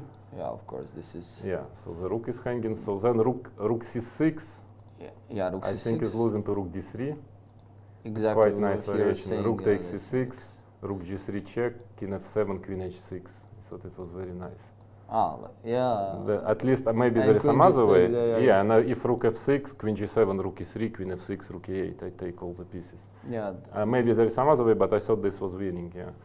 And after rook c7, simply rook d5. Rook d5, yeah. Now queen g6 losing to queen takes c7. This is nice. That was the trick. This is actually, and if rook c1 check instead of rook c1 and if rook c1 check, king h2, queen g6, queen takes c1, then you know. So from the other side, somehow he cannot get his rook, you know. And then queen e6. Okay, I calculated this. Queen g5 check, king f8. I thought rook c5 was the only move here. After rook f5, no, here rook takes f5, rook c5. But it should be winning. I mean, I didn't see. I didn't see. I can just play bishop e7 check, bishop takes e5, and get 2 pawns up, queen n-game, which is completely winning. But somehow, maybe there is mate. Bishop e5 check, king e8. Yeah. It's quite ridiculous. Queen g7, queen e7. Maybe he has. Somehow, I don't know. Yeah, maybe I'm missing something. But I thought bishop e7 check is just very simple. King e8.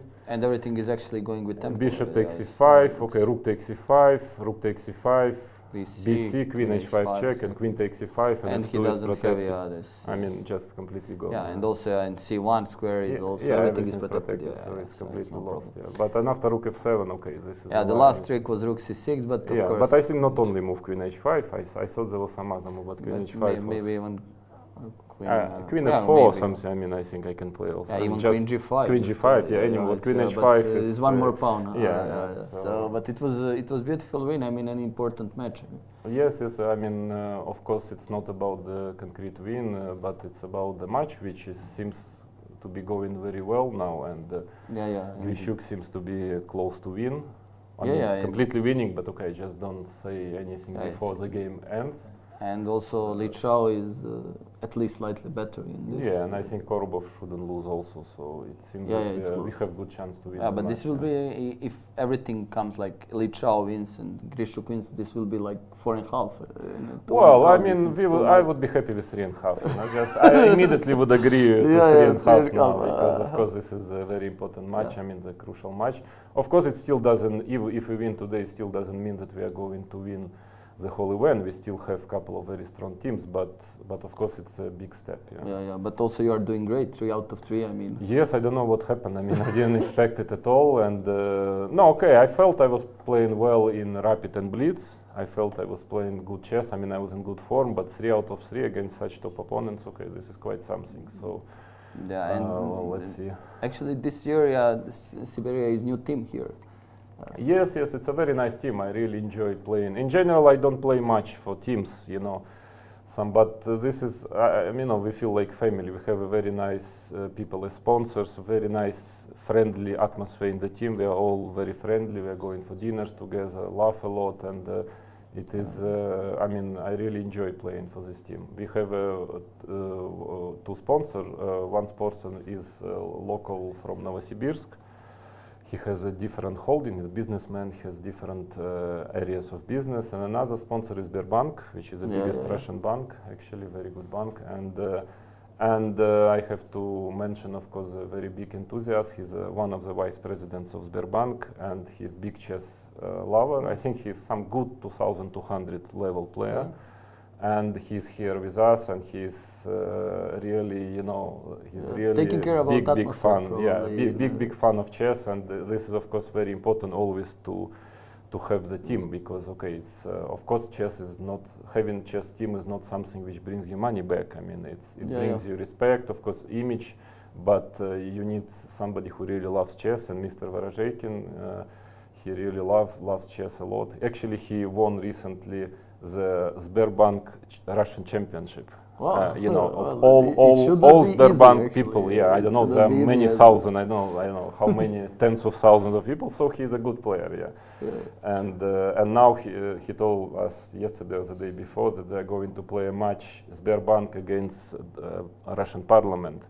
And you know that he will be probably on the first board, and in Russian parliament we have Anatoly Karpov. So I told him, okay, we are going to prepare you for Anatoly. We know him well, so this is his new challenge. Very but nice. In general, I'm very happy to play for this team, whatever will happen, you know, in this event. But it's a really very nice atmosphere. I mean, rarely, okay, you have such a pleasant people, you know, all of them. So it's very nice. Yeah. Well, thanks a lot for taking some time for us and being here.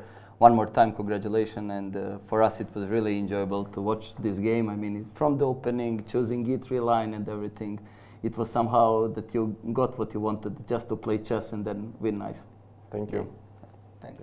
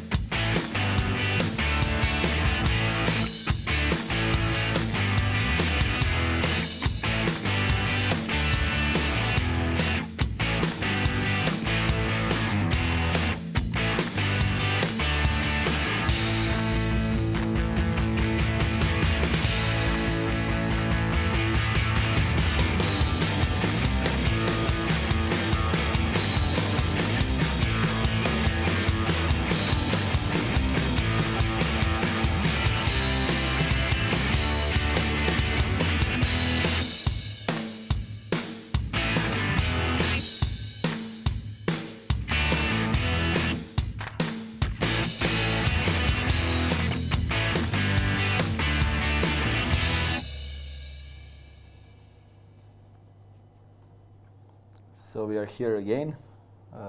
Sandra came back here. Yes, so now I'm sitting here where sat Kramnik, so I'm really... You're feeling more powerful. Yes. Yeah. So we were seeing some very nice things which Vladimir shows to us in analysis, and now it's time maybe to check Grishchuk's position, because Vladimir was quite sure that Grishchuk is another player from his club who will win the game. So let's see.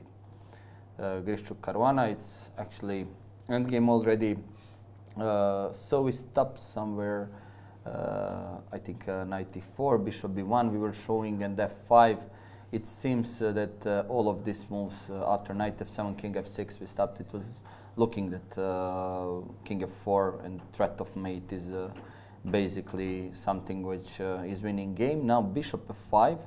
Of course, after g6, I mean, game is just over. g5 and king g7, knight d6. Yeah, it's at least knight d6. I mean, and so on. I mean, also king e4. Everything is winning. And now king f4, bishop f5, gf5, g6, fg, king g6. An interesting decision by Grishchuk to play rook d8, rook d8, knight d8. It seems to be after king f6 is now moved, and now Grishchuk is calculating. What is good for him is that he reached 40 moves, so now he gets he gets half an hour more. So we'll wait. Maybe he played already some move, but I guess not. Yeah, he's still thinking. So it seems that he will win. Yeah, so. Maybe it's similar position where was in game Carlsen Anand in last match, and actually Anand saved this position. But big difference is that king was on b8 for black, and also it was not so easy then to win, because there were also rooks on the board. It seems now that simply this king is not on the right side, and it seems to me also that something like knight b7, knight a5, some pawn endgame will be winning for white. But for example, in this position, I guess king e4 looks very normal to go with the king on d5, and now king e7. And here is the thing. I thought to play knight b7 here, and now I don't know what is happening after c6 move actually. But after c6, actually king e5 should be winning, because knight will go out. If you play king d7 to stop this idea, I guess that now even again king d5 is coming c6, king e5, and knight will go back. If you play king c8 and finally capture the knight, it seems that knight c5, bc5, king c5, and this position after king b5 should be simply winning for white. So I expect that this is something which if Grishchuk wins this game, then maybe it will be a situation that Kramnik will be never happier to see that somebody won game in Berlin ball. So in this variation, let's see game of Adams Lee Chao, just to check. And Adams Lee Chao, it seems that Adams is again in big trouble. Yesterday he had also some troubles against Nakamura. Today again he had white pieces, and let's see, after bishop d4, I guess that now Adams is calculating moves like even king d2. But king d2 can be met with c4, unpleasant move. Maybe I can go bishop c5, although now rook b1. Like check. No. If I take bishop e3, king e3, yeah? So, okay. because I thought that after c4, maybe this move is working for white. Obviously c4 has idea to move bishop to c5, and this looks, c4, rook b1, what if I move my king? Okay, I have at least rook e6, so I expect actually king d2 from Michael play. Although, I guess, okay, well, sorry, rook e3, bishop d4, I don't know what is happening here. Can I play this move, rook d3? Is it possible that Li Chao simply missed this No, one? I have bishop c4. Yeah, but after bishop c4, may I now go somewhere with another rook and simply reach this opposite color bishop? Okay, that was my idea. You can take on e6 right now. Yeah, this is better. I just wanted to say. Yeah. And sorry. to And I guess here, yeah. Probably it looks like it's the best. It looks square drawish, now. but what happened before? I thought, okay, maybe Li Chao was better, but it seems that he could not find a way to win the game. Of course, now for them, it's for Siberia, it's just important to not lose game. And if Li Chao just managed to hold draw, and I mean he is better in this position, it will be already 2.5, 1.5 for Siberia, and we have this winning position of probably with Grishchuk, and it seems to me that also Korobov. Let's see just Korobov for a second, and later on we will go for next match. But I think that Korobov is also holding position against Mamediaro. It seems to me that Black should not have any kind of problems to hold this position, because it's too active knight, and I guess some knight e3 ideas can be Yes. And also it's very tough now for white, because if you play bishop b4, I guess to go back he was here, and now I can even play knight e3 and just continue to play on win now, because a3 pawn will be weak. I guess that this is idea, and now okay, it's simply Black stays fine. I mean, next move if I take knight e3, of course that I cannot be worse. And some rook g5 check, this looks like very close to draw. I don't think that Mamedjaro can do anything here, so it seems that Sokar will lose this match, and so on. Also quite important matches between Obiettivo Risarcimento and Alcaloid. On second board we know that yesterday Sokar beat Obiettivo, but let's see what is happening now. It seems that already Leko beat Ivanchuk. So we will check this game in at this moment. Well, let's find just Leko, Peter, Ivanchuk. Yeah, it's here.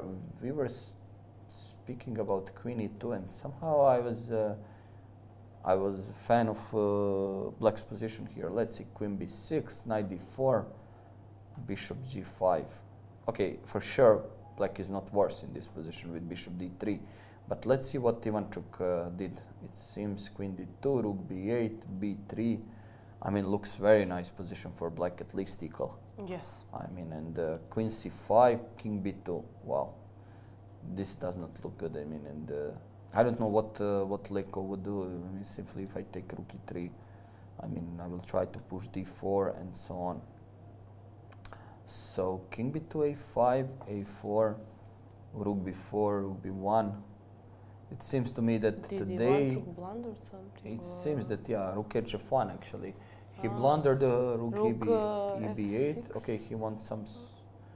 Why not Rook f6 immediately, since Rook a4 is coming? This is nice idea by Ivanchuk. Okay, Rook f6, Rook a4 with the threat of Queen a3 mate. I mean, this is making some serious problems for Black. Sorry, for White. And now after Rook a1, Rook g4. Okay, this Rook f6. It seems to me that he forgot completely for this positional sacrifice, because now White King is safe. We can see it, and Black King is not so good. Still there is like a couple of pawns, and this structure is not so good. Yeah, Queen f2. Yeah, it seems that also a nice win. Bishop g6 was at the end. Yeah, nice idea by Leko, because obviously fg6 is met with ag6, and you cannot do so much with this weak king. So I guess that. Rook b7, Rook f1, yeah, it's just the end. It's yesterday Leko made another thing. He lost position which was really good for him today. But today it seems that his position was not so great, and he won. So yeah, sometimes this is happening in chess. Yeah, yes. And it seems also that in this match they finished all games. That there is just one more game on. So if I see well, Karyakin, Tomaszewski. They agreed for a draw. Then we see that also Washire and Bakro, they finished before. So I mean, the only even Nakamura, Nakamura finished also with Yakovenko in something which was not so exciting. And let's see Wakaturo, Yu Yangui Oh, actually, Yu Yang, I think that he has white pieces or not. No, Boccaturo has white pieces. Am I right?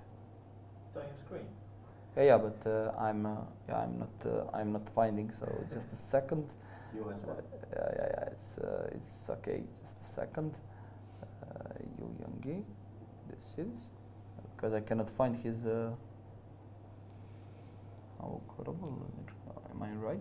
Yeah, I found. Sorry, Yu Yang has white pieces and okay, this for sure he cannot lose this position. I mean, and yeah, it seems that okay, this is the only chance now for a Macedonian team to not lose match. So Yu Yang, let's see what. Yeah, they were playing this line where we said that after Queen B3, Bishop F6, and now Yu Yang did not take on C5. This is interesting. I just thought that BC5 should be a good option, but it seems that Yu Yang was not satisfied, so he played Rook AC1, and okay, this is always slightly better position for White, but yeah, it seems to me that White was all-time pressuring, nice ideas, I mean, but and okay, this yeah, and now they played so many moves here. I have a feeling that he had to do something better here. Yu Yang, maybe in that moment also other players did not have so bad positions. So I mean, it seems that this endgame is better for White, but still, I would be surprised if White will win it, because also Black has just this. It's wrong square bishop for White, so he cannot win with a-pawn and bishop against king. Yeah, so the problem is this a6 square. He's basically holding it, and now, I mean, rook e8. Okay, king b7 looks very logical. I think it should be draw, but really draw position. So. Okay, maybe Yu Yang will try with some bishop b6 and. Now threatening rook e7, but I don't really see the way he will improve position of his king, because you can give these checks. I'm always going back to 8th rank, and I can even play something like rook c6 check, and then to you can rook c4. Rook c4 and just to go back, yeah. c6, yes, and just to go back, yeah. This seems to be very easy draw for Boccaturo, and it means that in that case that they will lose match. I mean, that Alkaloid will lose match, and then it means that Siberia would be, in that case, Siberia would be on the top with all matches, yeah, with all wins. And I guess that tomorrow they would have this match against Alkaloid in that case, and it would be basically decisive match of this tournament. So yeah, let's see maybe women's section a little bit. Italians are winning. Sorry. Yeah. This is exactly what I said. But they already played, yeah, or not? So it would be like Italians or Italian team, I mean, and Alkaloid. They would have 8 points both, and 10 points would be reserved for Siberia. So let's. In meantime, Amejaro made a draw with Korobov, so basically Sokar lost match, and let's go to women's section finally. Okay. Sorry for this delay. Okay. So which game would you prefer to see? Maybe Stefanova Kostenjuk, yeah? Yes. Well, it seems that there was a lot of changes, because now it seems completely winning for Stefanova. So we. After bishop b3, we did not see what Alexandra did. So let's see. Bishop d4, knight d4, bishop g2. Obviously, as we were saying, as you were suggesting, this looks quite bad for black, because even Alexandra would take back piece, but rook e1, rook e6, knight on b8 is staying not so well. So or rook c1. Yeah, even rook c1, as Sandra is suggesting. I mean, it's a good move. Of course, black is in big trouble, yeah? Yes. So knight d4, bishop g2, some tactical things again, yeah? And rook e7, king f6, rook e6, king g7. It was move repetition, I guess. Just because of time, yes. Yeah, to earn some extra time. And yeah, and rook d1. Well, it seems that still black has some problems. Bishop a8, very very interesting place for bishop a3. I think that actually she missed this move, because obviously that at least then maybe she would try to put bishop on e4 or something, because like this then a3, rook b7, bishop d5. Nice combination by Stefano. Rook a7, taking, check, king g6, rook b1. It seems very, very bad. And it seems that it will be over soon. Rook b6, very king hard h5, to knight defend f5. this position. Yes. Yeah. Even there are beautiful tricks, but okay, can I play king g4 maybe? Can I be so Maybe. But brave? Because okay, the only chance was to play after knight e3, king f3, but even I'm not threatening mate, so I guess that you can just take 1 pawn more, yeah? yes. Because king f4 is just mate, I yeah? think this will be some mate. Yes. This would be and mate. after king f3 also. It's Probably also mate, yeah? yes. And Rook e3, king. rook b. Okay. Is it mate? Or rook Or rook b4. b4, yeah, rook b4 is just one more later after rook d4, yeah. yes. But it seems that, okay, but what else to play with the pieces? It seems that it's over actually, because rook h6 at the knight e3 is threat. If she takes gf4, I guess that this move, Rook g7, yes. rook g7 should be win. Okay, now rook h8, but I guess just Okay, black from is the other playing, side, rook b3 and rook h3. It's Without immediately this mate, yeah? rook from a8, and I think this knight is whole game on Yeah, b8, yeah, yes? she did not, or yeah. not. Yeah, Alexandra did From not the develop start, it, yeah. she didn't develop it. Yeah, so That night, it so- seems that this is over. It means it also means that it will be 1-0, yeah. Yes. At So we should check the other games from this match, like Giria Goryachkina. Giria Goryachkina. Let's Yes. check. Wow.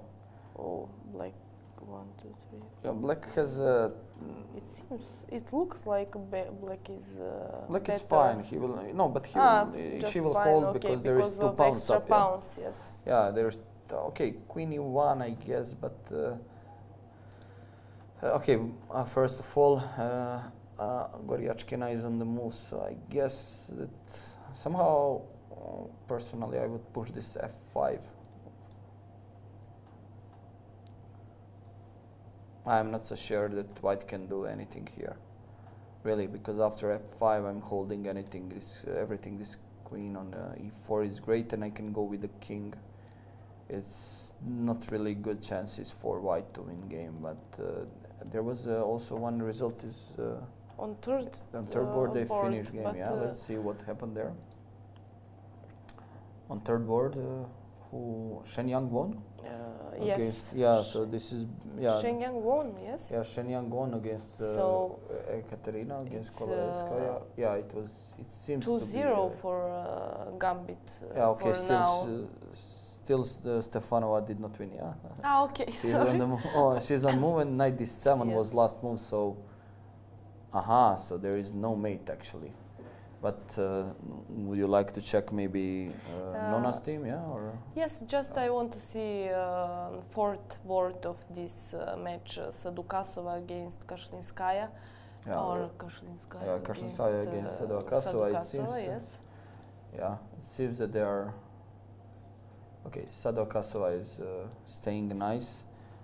So I don't see. So Legacy She's better. Square just, made it some changes, and Gunina is not playing today, but they are having a very hard tournament, and this rough match time is for not them, going yeah. As well for Legacy Square. So okay, probably this tournament is. Yeah, if they lose today match, I think it's for them it should be over. I mean, they cannot even dream about second place anymore. And okay, till now they are on third place, but yes. if they lose this match and Ugra wins, And Gambit will win this match, so probably second place is reserved for Gambit. Nice. So maybe just to check a little bit winners for now. I mean, not winners, but first ranked team.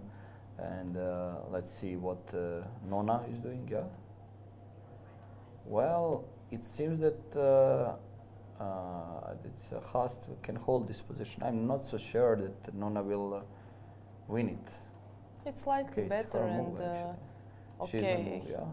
only white can But play if this you remember, position and win because of this isolated pawn. But it's very hard to attack this pawn. Yeah, there's not so many pieces left.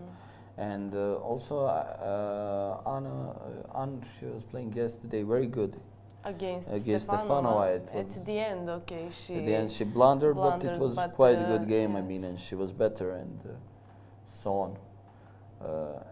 Okay, and let's see. They finished on third board. Let's see, good. There is Draw. we knew for this. Yeah, Lancho made a draw. And second board, Kotenashvili. Yeah, let's see. This day against.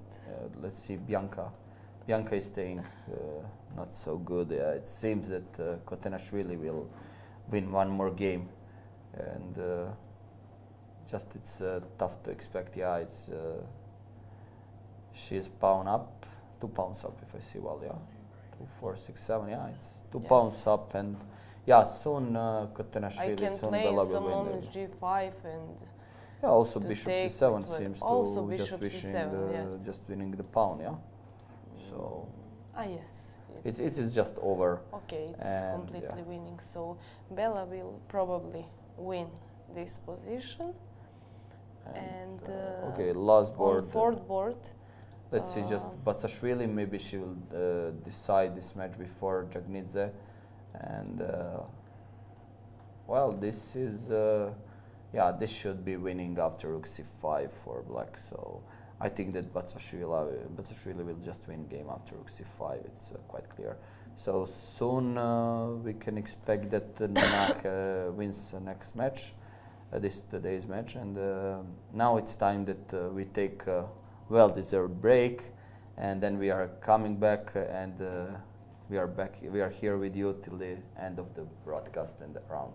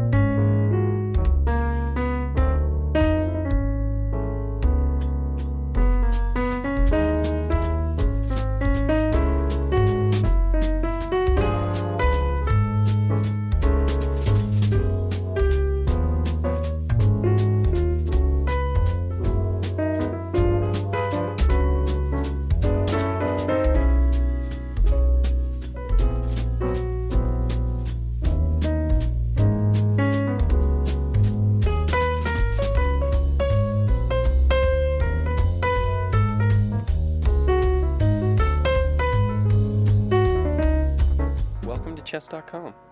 Chess.com is social.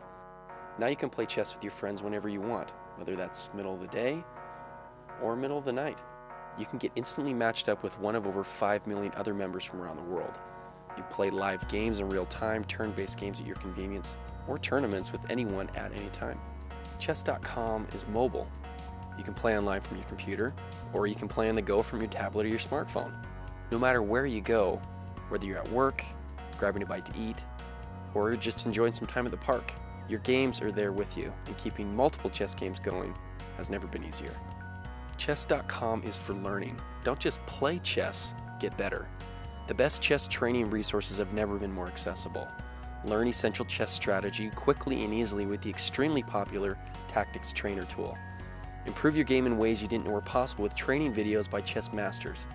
And regardless of where you're at now, take your game to the next level with multiple simple-to-use training tools. Chess.com is for everyone. Over 250 million chess games have been played on Chess.com. And it doesn't matter if you're a beginner or a grandmaster. Chess.com is the place to play and learn chess. So create your free account now and see what Chess.com is for you. So welcome back. And we had a little break, and while I was watching these games, I saw that something happened in the game Adams and Lichao, yes. So let's see. Let's see what happened. Yeah, Adams Lichao. It seems that somehow Adams found a way to play on win. Actually, yeah, it's a beautiful idea. After Rook D3, Bishop C4. This is what we were speaking, and we missed the move Rook G7 by Adams. And now, obviously, that Bishop G7, Rook D8 would be met with Rook D8. And now I think that after Bishop E2, actually, that Lichao maybe did not understood this position. Is it possible? No, sorry, after Bishop G7, can I give check? No? Because Bishop F3 is met with Queen C7, with King C7. This is what we cannot do. But it seems that, okay, otherwise I have to take Rook D8, you take Bishop E2. And now maybe the problem is exactly because you will lose this pawn on F7. It's a little bit strange decision by Lichao to avoid this position, because obviously, okay, after Rook D7 or King C6, let's say Rook F7, I do not understand actually what he wanted to do in this particular position. Yeah, because okay, I can put also Bishop on D4 or C3. But I will play King D2 and C3. Yeah, but anyway, you will. Yeah, anyway, it's losing the pawn. So this is something what Lichao wanted to avoid, which is a little bit strange, because always with two bishops you can hold position. I don't believe that after Bishop D3, Rook F7, King B8 that he can hold anymore this position, because I mean Bishop D3, maybe Bishop on C3 is the only chance, but somehow I have enough time, I think, to put King B1, maybe King A2, and this is over. Rook D4. Maybe this is idea from Lichao, because otherwise it would be easy win. You need to cut the king with Bishop C3, but now okay, Adams has maybe pleasant choice simply. He will go with Rook E7 and go away with the king over D1 squares. I guess, for example, this one. Then or King B1, King A2.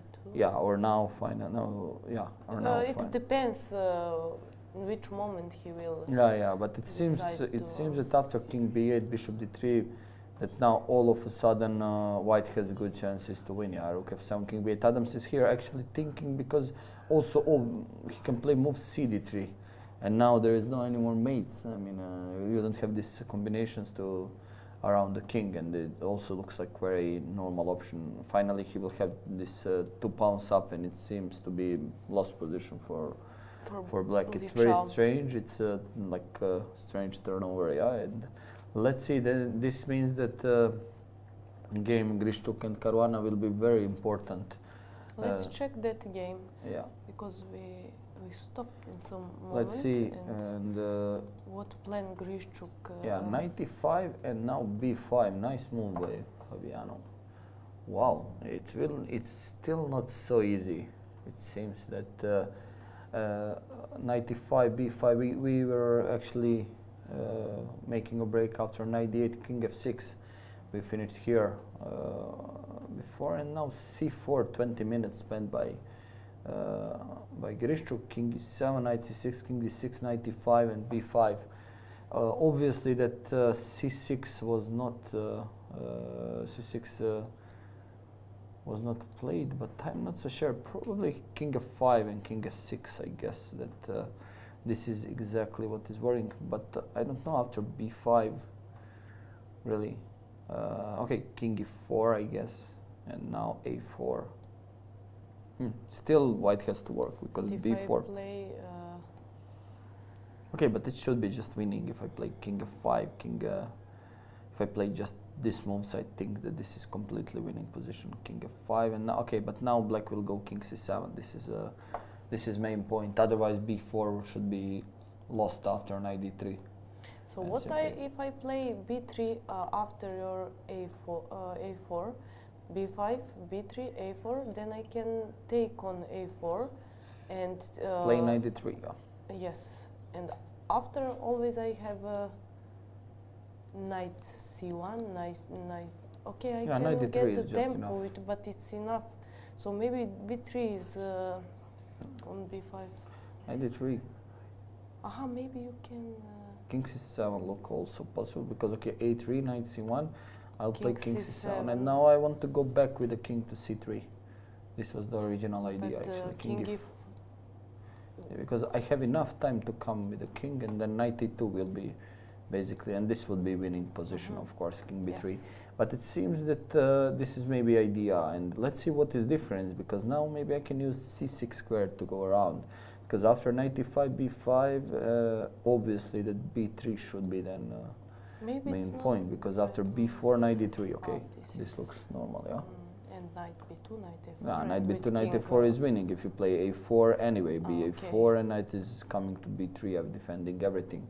So I guess that after b3 in this position, okay, c6 is like transposition to this, what we saw, but it's actually questionable, because after c6, can I, yeah, king e4, and now may I do king c7 move? It will be interesting endgame, knight d3, king d6, but I guess that this is just winning. When you play knight d3, this is also not really the easiest win, which Grishuk shows, because I think that here, this move should be key idea for white. And now obviously if black doesn't play a4 and now king a4. a5. b4, king f5, king d3 I thought is the move, but then king b4. So it still Grishuk will have to work. So this is the idea: b5, b3, and now to place. Maybe b3 is not. Yeah, but after c6, why not to start with knight d3, for example? Because of. And this is what I did not like: a4, a4, ba, and now bc. That's why I wanted to play something with king, not to move my knight from e5. Yeah, but this is so after king e4, king c7. Okay, there should be some easy way to win, because this pawn is obviously will fail. So maybe go king e3 even here. King b6, king. May I win like this? May I play this one? But anyway, you will play king d6. But now my king is a little bit. It's on the right place, because now after knight d3, a4, ba, bc, this move should be enough for win, because I'm threatening knight a2, knight c3, while c3, king d3 is just winning. And I think that c6 actually, king e4, king c7. As we said, king e3, because now idea with a4 is again too slow, I think. Maybe b4, king b6, maybe still some chances to survive. But okay, king a5, knight c6, king a4. Knight d7? No, knight d7, king a5 still, I mean. I thought. Yeah, it looks also possible to play like this, yeah. King but I have. Before, yes. Yeah, king d4 looks So like okay, it we will will be- check this. let's see, maybe they played Krishchuk something, yeah? knows Ah, the what- 95, actually it happened, king e4, c6 in meantime. So let's see what is happening in another decisive game, Vucaturo against Yu Yangyi. Yu Yangyi has white pieces. I mean, we had a feeling that in the opening he had overwhelming advantage, but somehow position is now very close to draw. So let's see if Yu Yangyi is able to win the game and to keep nice chances for Alkaloid to win this European Club Cup. Yeah, it seems that this is just draw. They did not improve position. Just king c8, king It's almost b7. the same Yeah, position like when we. yeah, okay, he put rook on g2, but there is not really big sense. Just king c8, king b7 is exactly what Vucaturo is doing. This is Sometimes going doing with to king be on a e6. draw. Yeah, this will be draw. I So mean, so what's next? and it's also very. It would be good to check match on fourth board where actually OSS is playing, and the first board is Hammer.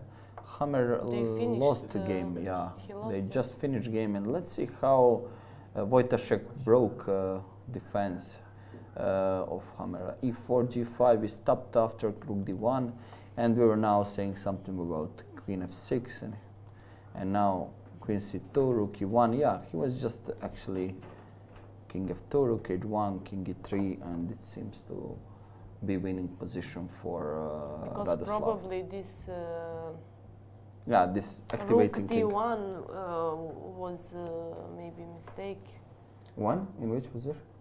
When he played rook d1 or something, because But it was he hard to lost keep. many. I think that anyway it was hard to Tempos. keep with Okay, this tempos. because eventually white will activate king, and if you don't have really fortress to put there, I mean to fight with the fortress and to keep all the squares, if you cannot do it exactly, it seems that black was not able to do it. That it's just the end. Later on, okay, I think it's just the game took a lot of time, because after g4, queen g4, okay, now when you win another pawn. Okay, just Jan Ludwig played till the end, but I'm not so sure that, I mean, this was best game from him. I mean, especially since somehow in the opening he was worse and basically forced to go in this end game, and it was not the best game ever. So, okay, on the other side, it means that Novi Bor is still keeping good chances to be in top 3 teams on this European Club Cup. So it's nice to see ex-champions still in fight. So also it's very interesting to check games Sagafos Magne against Mamedov Nidyat. Yesterday Sagafos won against Landa, and Volarenga won this match 3.5 to 2.5 against Belorečensk. And now let's see this game Sagafos against Mamedov Nidyat. Currently it's 3-2 for Udlari Yuldu in this team. So there is like 4 draws, and Guseino won this nice game which we saw against Johann Sebastian Christiansen. If Magne wins this game, it means that they will make one more surprise, I mean, and have a even result with the second team from Azerbaijan. So let's see, position Do you is... think he will win this game? Well, knight on c1 does not look really good in this position. Of course, it's 3-on-3, and it seems to be tough to break. But yeah, but also what now black actually has quite big problems, because if you play knight a2 in this position, for example, I can give check, king d6, knight e2, and now all of a sudden your knight is trapped. And what I want to do is basically I will make a couple of tempos on the other side, like let's say king e6, I play h3 because I want to come to f5. You play h6, I'm playing h4. And what is going on after knight b3, knight d4, yes? Yeah, it seems that king e4 is a very smart move, because after knight d4 it seems that black knight will be captured basically. Okay, maybe black can try to play some king d7 move in order to avoid this check, but anyway knight d4 is coming, king f5. Yeah, and now king f5, and always knight e2 is met with knight e2, but okay, then there would be some extra chances with the knight which will come to d3. But I guess that after king e7, since you have to play, maybe king d6 is better even move, because after king e7, maybe I have even enough time for king e3, king d2, exactly. King d6, king d2. Maybe I can play like this, but black here, for example, he keeps very good chances with pushing f5. So it will be interesting to see the way Mamedov will defend this position. I think that king d7 is actually the best move.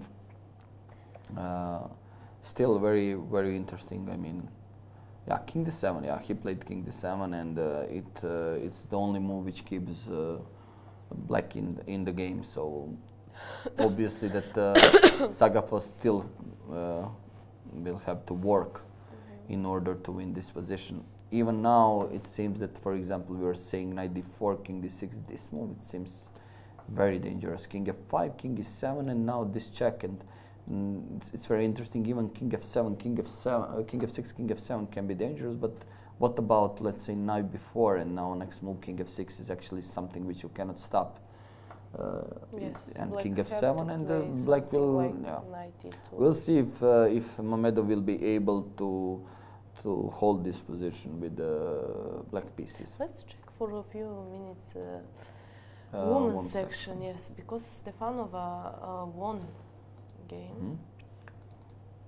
Yeah, Stefanova won game. It seems that after knight f5, knight d7 happened, but I think that she just played a couple of moves.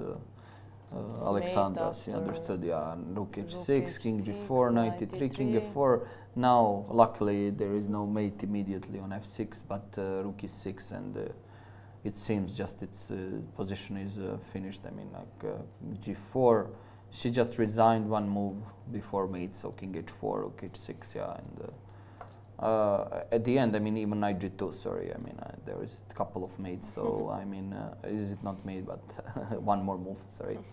And she could choose. Yeah, she could choose, and okay, it seems that besides the fact that Stefanova lost control at some point, that in these tactical complications, she was today better opponent, yeah.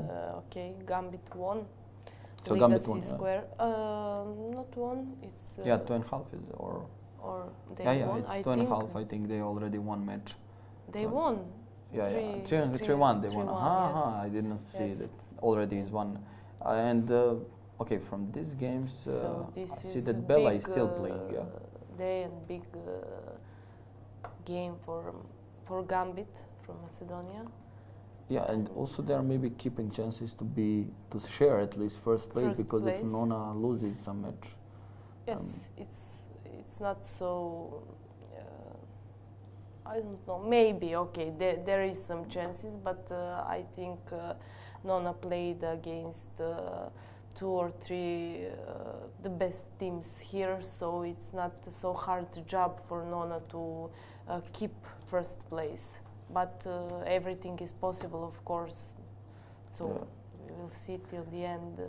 Yeah, maybe it's interesting to check what is happening in game Jagnidze-Hast, because I mean Nana is fighting for the best result on first word, and Stefanova made is a draw with Stefanova, and Stefanova also just made a draw. So it's important for her to win. Nana, yeah, so individual game. Well, I do not believe that she will win this position with.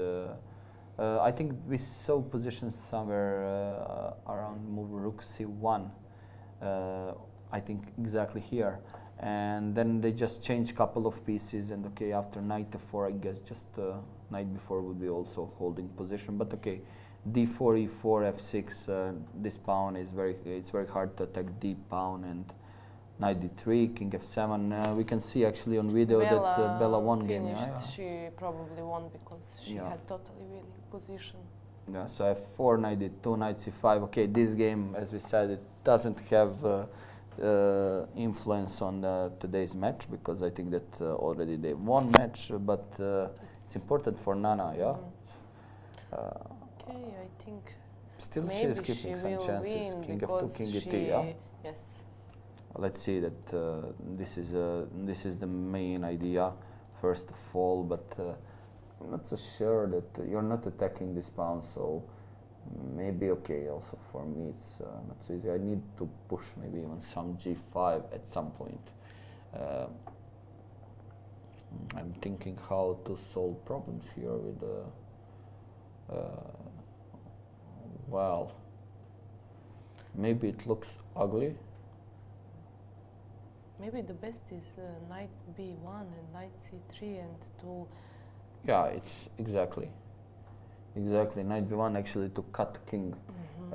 What I don't like about this move is actually the t5 can be dangerous, yeah. Because okay, e5, but anyway you play knight c3, I guess. So here, still if you cannot do anything very fast. But let's say that I'm playing e6, king e7, and knight b4. Is it possible that I win this position? Yeah. So yeah. So now we will have actually guest, and with us will be for a couple of minutes Antoaneta Stefanova, currently the best first word on this tournament.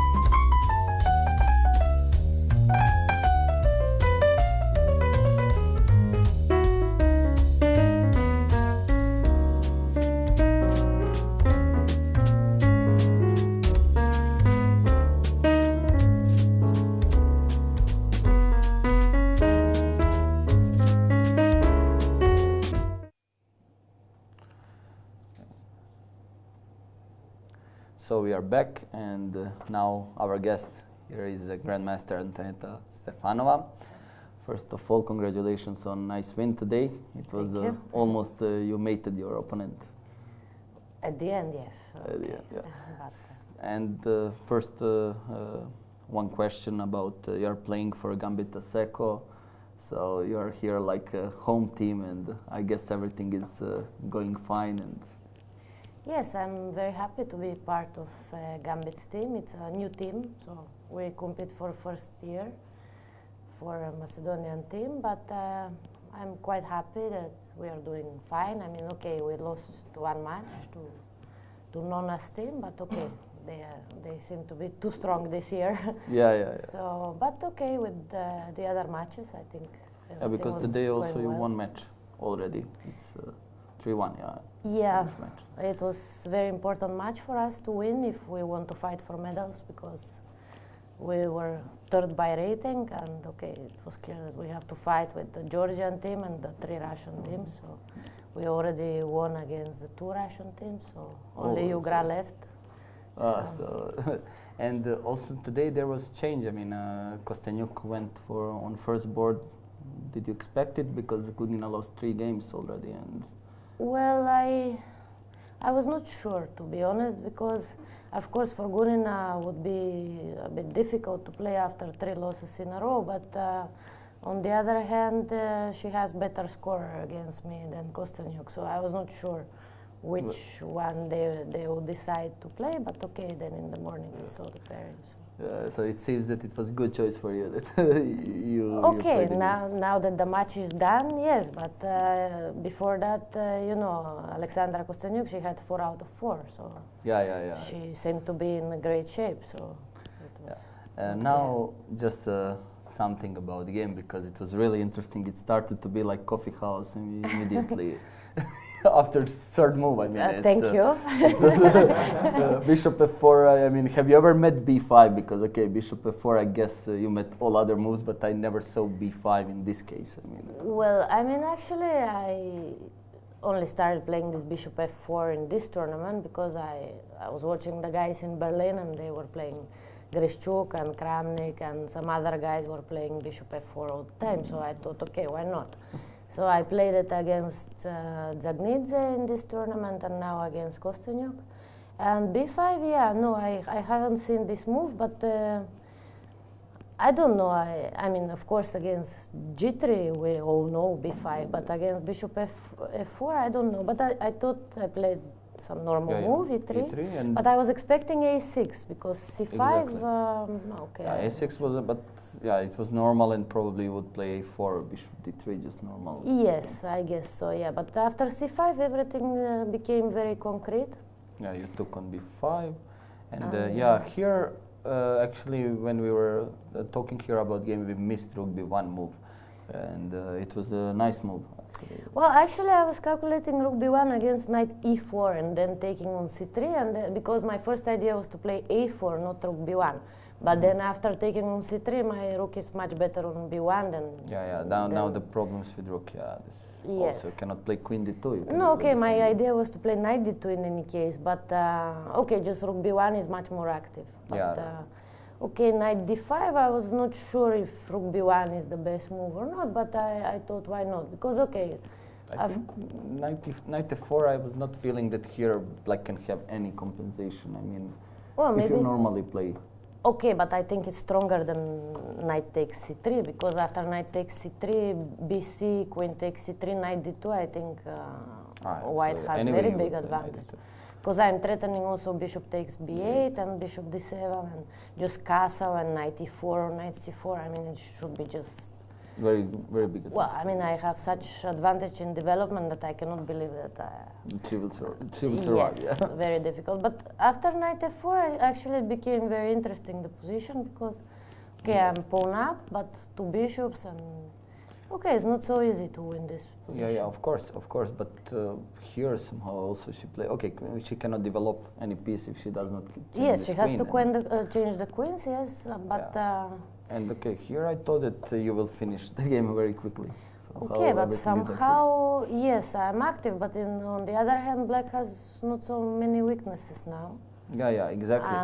And this black bishop is very strong, so. It doesn't have also. There is some compensation. I don't know if it's enough for the pawn, maybe not, but also I have to play very exact, and maybe I did not, I don't know. Yeah, and okay, the next moves, I think it was normal. You activated all pieces, and my actually one question is after h6 we were actually discussing here after knight f3 g5, is it possible to play g3 move just to hold the structure? It looks a little bit ugly. No, I was thinking about it, yeah, but I was not sure, because if she takes and king h7 and bishop b7, I don't know, some counter plays. Yeah, this is what we were actually looking, and maybe some rook e3 or something for you. Maybe, seeing that somehow all these pieces are now working, and somehow personally I did not like when you let her to play d6. I thought that you lost control with this king on f6 and. Well, but okay, but then she started having weaknesses, because here she still does not have so many. Yeah.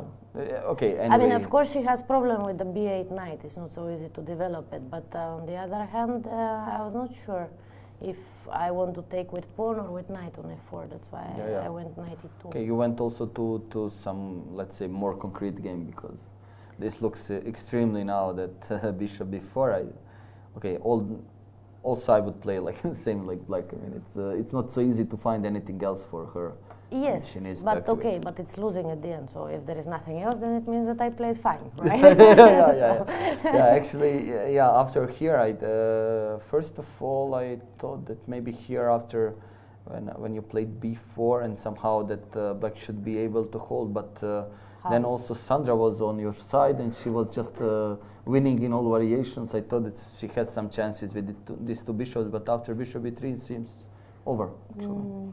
Because if it's the best to go this bishop g2, it's no, okay, but okay, even if she takes rook d4, rook e7, king f6 or something, take. rook b7, rook f4, but still, as Sandra suggested, just rook c1 or rook d1. Rook Yeah, d1 it's, maybe.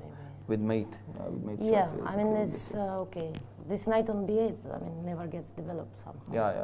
Yeah. So it seems that No, if she has to take everything- bishop takes d4, of course, yeah. Because Yeah. okay, now material is equal, but I think black is completely lost, right? Yeah, and I think that she blundered this move a3 here. Very nice intermediate move. It seems that it's after this move that everything that's just her position is collapsing. Okay, yeah, I mean probably black should sacrifice an exchange, but still it's lost. I Yeah, think. it should not be any chances. Yeah. At the end it was nice mate. I mean, here you had so many mates, and so many Okay, ideas. I but guess that, I thought I went for the simple stuff. It's, Yeah, if it's to good say- enough, it's okay. You know? yeah, nice. For now, you are the best first board with 4.5 out of 5. Well, I so don't you're know playing great if on- Nana wins, she will also be on 4.5 out of 5. But I think that's not the most important. Important is if the team goes well. So. So okay. And also, yeah, you have you have the team in open section. Also, they're not so strong as you here, but it seems that this year your team is in both groups. Yeah. Yes, that's good. I mean, we support each other, so it's fine. It's very nice atmosphere in the team. Yeah.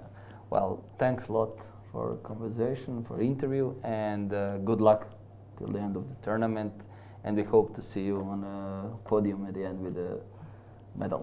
Thank you. Thank you very much. Thanks.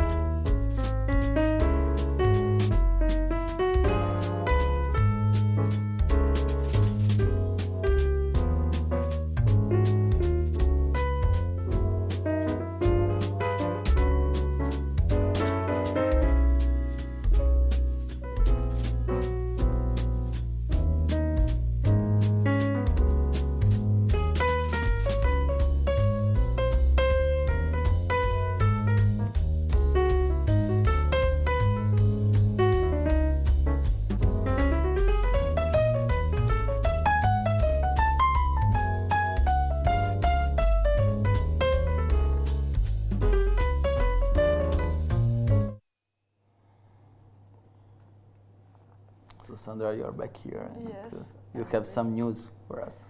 Yes, I think Grischuk finished his game and he let's see. won, and I'm very That means that Siberia won match, yeah? yes. So let's see what happened. Actually, we stopped here after 95 b5, king e4, c6. Actually happened b3. He played b3. Yeah, and now after king c7, what we were speaking, now we were analyzing knight d3, but actually It's Grischuk much chose very easier. easy playing king d3, because anyway, I thought that after king d3 actually here black is obliged to play king d6 back.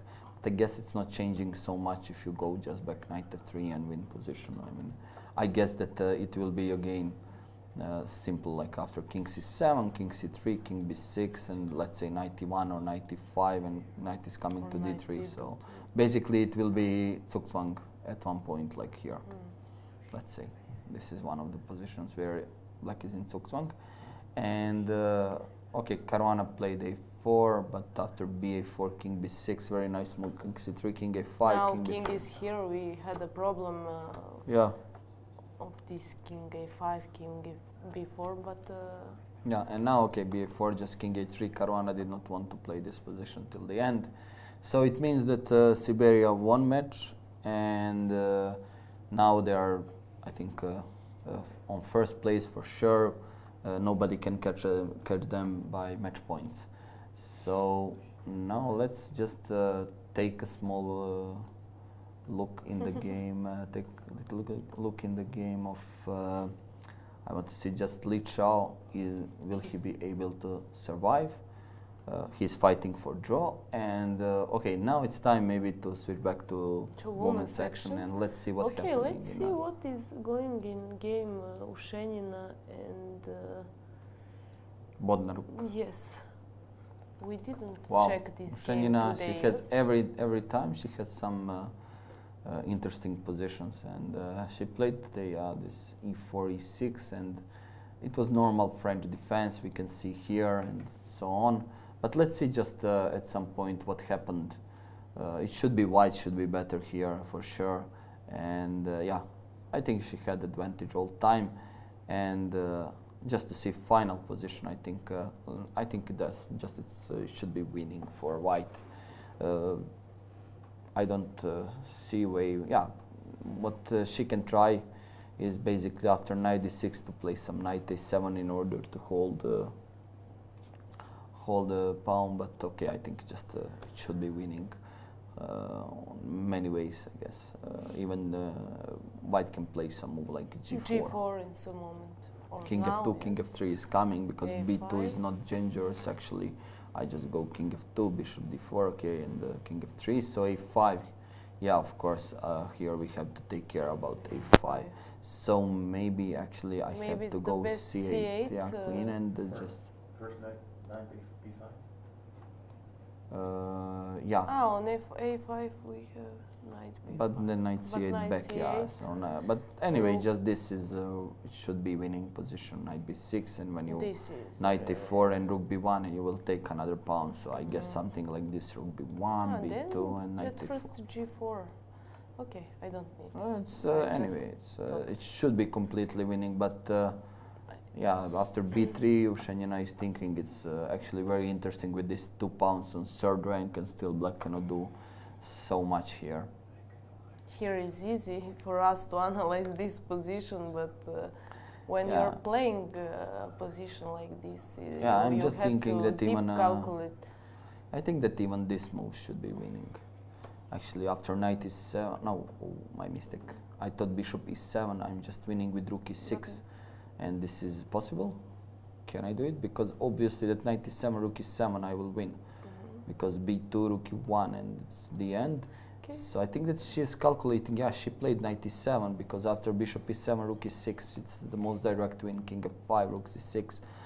White has enough time to catch this pawn, and okay, it should be winning, and yeah. Okay. Now this is it seems that winning. all important games will be soon finished in Pogonina, women group. Pogonina won today. Pogonina won against Ovod, so let's maybe just we can just check maybe one more time. Djukic, Nana, it will be some chances black keeps for draw, and King e3. king d3. No, I think that the black is on move, yeah. So King d3 she has should to play h4, but now it will be some problems actually. I'm not so sure if she is able to hold this position. Tough, because I thought that it will be easy draw, but it seems that again Anna is.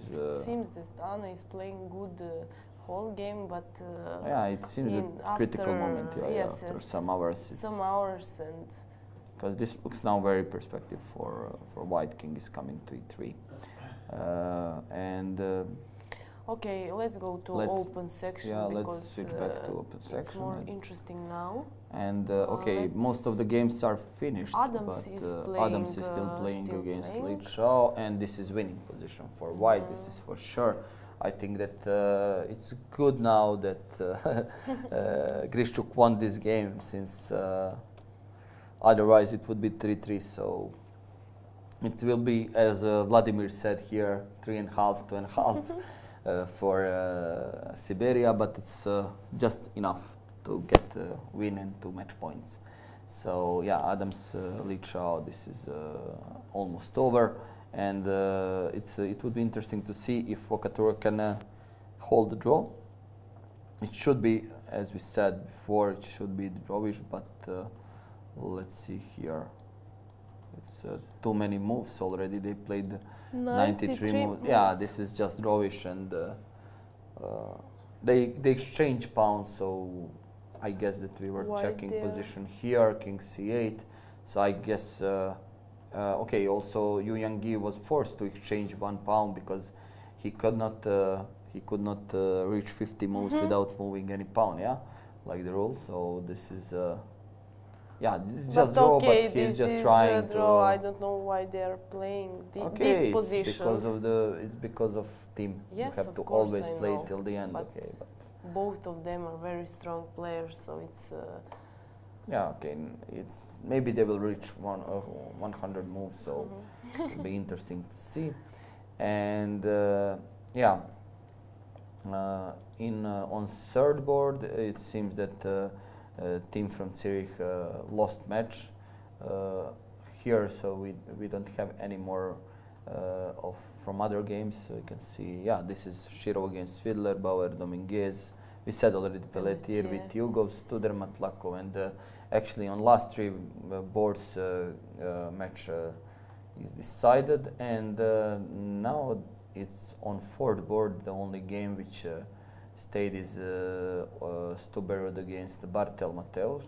This is on 4th match, and the OSS is playing against Novi Bor. It seems that Bartel will break this position, and it seems that he will win it. It's very tough with king on f1 to expect something happens good for white. I mean, I guess that now Bartel is just calculating if b4 and next a4, a3 will win the game. So it's very tough for white, I mean, to play this position. So yeah, it's not so much to say about position. Really white is almost without move. And finally, this one more game, which is played on 6th board, is Sagafos and Mamedov. We were speaking about this game a few minutes before. Let's just see if something changed. Yeah, it will be draw, and at the end, Udlar Yuldo will win this match with tough match, 3.5 to 2.5. So yeah, it's finished, and yeah, and now we have just only a few games, I mean, left. Maybe just to go switch back to Adams and see if this is possible. That if Li Chao cannot hold it. It's bishop c6, and bishop is coming to e8. Very simple. I think that Li Chao soon will resign and just taking rook c6, rook c5. I mean, it's just over. So 3.5 to 2.5 is, I mean, the most probable result. And in this match, and I think it was enough for today. Yeah, Sandra, what do you think? Okay, I don't know, maybe. And it's time to finish the broadcast, and see you tomorrow at 3 p.m. with it will be 6th round, and I guess tomorrow we can get even some ideas who will be champion. Yeah. Tomorrow we will see, of course. Thank you. Thank you.